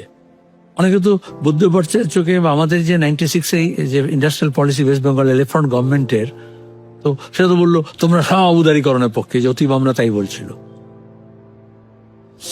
আমরা বলেছিলাম এটা দেখবে, উদারীকরণটা হয়েছিল আমাদের দেশে 90-এর দশকে উদারীকরণের সঙ্গে। আমরা IMF এর লোন নিচ্ছিলাম এবং তাদের শর্ত অনুযায়ী আমরা ফিট করছিলাম। আজকে যেমন ট্রাম্পের শর্তে আমি আমার ব্যবসা করব না, স্বাধীন চেতা মানুষ তাই বলবে, তখন আমরা এটাই বলেছিলাম। আমাদের টেকনোলজি দরকার, কিন্তু কোন টেকনোলজি দরকার? যেখানে আমার ল্যাগিং আছে, পৃথিবীর যে কোনো জায়গা থেকে আমরা নিয়ে আসতে পারি, আনতে হবে, ডেভেলপমেন্টের শর্ত। তো যেটা আমার ইন্ডিজিনাস টেকনোলজি আছে সেটাকে মেরে দেবে, সেটা আমি বরদাস্ত করবো না। তাহলে আমার যে ক্যাপাবিলিটি আছে তাকে আমি এক্সটেন্ড করার জন্য নেব, কিন্তু এমন শর্ত মানবো না যেটা আমার ক্যাপাবিলিটি বা ক্যাপাসিটিকে নষ্ট করে দেবে। তাহলে আমাকে বাঁচতে হলে এত বড় দেশের, এবং যেখানে এত গরিব মানুষ, এত মধ্যবিত্ত মানুষ, আমি সেই টেকনোলজি দরকার আছে যে আমাকে জব প্রোভাইড করবে। আমি এমন টেকনোলজি নেব না যে আমার জবের অপরচুনিটিকে কিল করবে। তাহলে অনেকটা এগিয়েছি, কিন্তু আমরা বেকারিতে অনেক বেশি এগিয়ে গেছি। আমরা এবার দর্শকদের দুটি প্রশ্ন খালি নেব, দিয়ে আপনার থেকে আজকে আপনাকে অনেকক্ষণ আটকে রেখেছি, কথার মধ্যে ভেসে গেছি। হ্যাঁ, একদমই তাই, একদমই তাই। আচ্ছা, বাঁকুড়া থেকে সৌমেন মাহাতো বলছেন যে জোট তো অনেক হলো, এবং আমাদের অন্য দলের পতাকা বইতে ভালো লাগে না, যদি একটু ভেবে দেখেন। প্রথমত আমরা কাউকে অন্য দলের পতাকা বহন করতে বলি না, নিজের পতাকাকে আরো বেশি, লাল পতাকাকে আরো বেশি তুলে ধরতে বলি। আর এখন এই প্রশ্নটা কেন? ভোটের সময় নির্বাচনী সমঝোতা হয়েছিল, এই মুহূর্তে যে ব্রিগেড হলো, ইনসাফ ব্রিগেড থেকে আমরা জোট করেছি, খেটে খাওয়া মানুষের জোট, শ্রমিক, কৃষক, ক্ষেত মজুর, বস্তি, সেখানে কোনো অসুবিধা কি আছে? এখন গত 1 বছরে আবার যখন ভোট আসবে আমরা ঠিক করব কিভাবে লড়বো, এটা ইলেকট্রাল ট্যাকটিক্স হবে। এখন যে পলিটিক্সটা হচ্ছে, যে রাজনীতি হচ্ছে, সেখানে কোনো জোরের জায়গা নেই। এটা তো মন খারাপের তো ব্যাপার নয়, বরঞ্চ অন্য অনেক বলছে আগে থেকে করা উচিত, ভোটের সময় করা উচিত। কিন্তু আমরা বলেছি যে যার দল, এমনকি বাম জোট, যেটা জোট তো একটাই, বাম ফ্রন্ট, আমরা বলেছি CPI, RSP, ফরওয়ার্ড ব্লক সবাই নিজের নিজের শক্তিকে মজবুত করুন, আমরা নিজের শক্তিকে মজবুত করি। তারপরে যখন ভোট হবে তখন দেখা যাবে কিভাবে একসঙ্গে লড়া যায়। দ্বিতীয়ত হচ্ছে মেদিনীপুর থেকে বলরাম মন্ডল, উনি বলছেন যে গ্রামে গঞ্জে CPIM করতে গেলে অনেক সময় শাসকের চোখ রাগানি সহ্য করতে হয়। যদি আমরা এই পার্টি করতে গিয়ে কোনো বিপদ বা প্রশাসনের চোখ রাখানির সম্মুখীন হই, আমরা উপরিতলার নেতাদের কিভাবে সহায়তা পাবো সেটি সেলিম সাহেবকে একটু জিজ্ঞাসা করবেন। প্রথমত আমি সাহেব নই, না, আমি ওনার ল্যাঙ্গুয়েজ। হ্যাঁ ওনাকে বলছি আর কি। আমি অনেকেই বলে আর কি, এটা একটা গল্প আছে, একটা বলে দিই। মুস্তফা আলীর লেখা আছে, আচ্ছা, সৈয়দ মুস্তফা, এই যে অখণ্ড বাঙালি জাতিসত্তা, তাকে ভাগ করার সময় ব্রিটিশরা একটা সম্বোধন চালু করেছিল, বাঙালি হিন্দু হলে বাবু আর বাঙালি মুসলমান হলে সাহেব। আমাকে যখন বলে তখন আমরা আপত্তি করি, এটা হচ্ছে জাতি তত্ত্বের আগে, একেবারে 1 শতাব্দী আগে থেকে এইটা ছিল, এবং তার মধ্যে আরো কারণ আছে কেন করেছিল, কিন্তু ভাগ হচ্ছে এটাই, একই সঙ্গে সম্বোধন করবে যখন দুটো সম্বোধন আলাদা হবে। আচ্ছা, দ্বিখণ্ডিত করার আগে এটা হচ্ছে খণ্ডিত আইডেন্টিটি। 2 হচ্ছে, দেখো এই আরজিকর মুভমেন্ট যখন হচ্ছিল, যখন এই বাইপাসে ইস্ট বেঙ্গল, মোহনবাগানের সাপোর্টাররা সবাই নেমেছিল, পুলিশ লাঠিচার্জ করছিল, ধরপাকড় করছিল, আমি নিজে প্রেস কনফারেন্স করে বলেছিলাম, ডেডিকেটেড নাম্বার দিয়েছিলাম, আমাদের আইনজীবীদের একদম একটা টিম রেডি আছে, মেডিকেল টিম রেডি আছে, এবং এখন আরো বললাম না, আরো কমরেডদের আমাদের এরকম বাহিনী রেডি করে রাখা আছে, যেখানে এ ধরনের বিপদ আপদ হলে যাতে আমরা ঝাঁপিয়ে পড়তে পারি। তার জন্য সব জেলাকে নির্দেশ দেওয়া আছে, আর সব সংগঠনকে, কিন্তু এটা সংগঠিতভাবে হওয়া উচিত। সেখানে দাঁড়িয়ে যে ছাত্র, যুব, মহিলা, যেখানে যে আক্রান্ত হচ্ছে বা যে আন্দোলন সংগ্রামে যাচ্ছে, আমরা এই মেদিনীপুরেই কদিন আগে ছাত্রীরা, তোমার মনে আছে যাদবপুর কাণ্ডের পরে মেদিনীপুর কলেজ ইউনিভার্সিটিতে ওরা হামলা করলো, পুলিশ আক্রমণ করলো, হাইকোর্ট পর্যন্ত আমরা কেস করেছি, এবং এখন সে পুলিশ বিপদে পড়েছে মেদিনীপুর শহরে। কিন্তু আমাদের কাছে খবরটা আসবে, এবং সঙ্গে সঙ্গে আমাদের এখন কুইক রেসপন্স টিম আছে, আইনি, চিকিৎসা সংক্রান্ত এবং অন্যান্য সাহায্য করেছে। অসংখ্য ধন্যবাদ, আপনি অনেকটা সময় দিলেন। তবে দর্শকদের তোমার ব্যক্তিত্বই এমন যে গল্প করতে করতে সমস্যা, মানে প্রশ্নগুলো ভালো করছে। Thank you very much. আরো অনেক প্রশ্ন ছিল, প্লাস দর্শকদের নিশ্চয়ই কমেন্ট আসবে। আমি আশা করব যে ভবিষ্যতেও যদি আপনার থেকে সময় চাই, আপনি নিরাশ করবেন না। তবে ওই হয় না, শেষ না চাইলেও করতে হবে শেষ। আগে দর্শকরা শুনবে, তারপর রেসপন্স করবে, তারপরে যদি মনে করে ভালো হয়েছে তাহলে ডাকবে, নয় কি ডাকবে না, ডেফিনেটলি অবশ্যই ভালো থাকবে। তবে আজকের জন্য অনেক অনেক ধন্যবাদ, নমস্কার। খুব ভালো।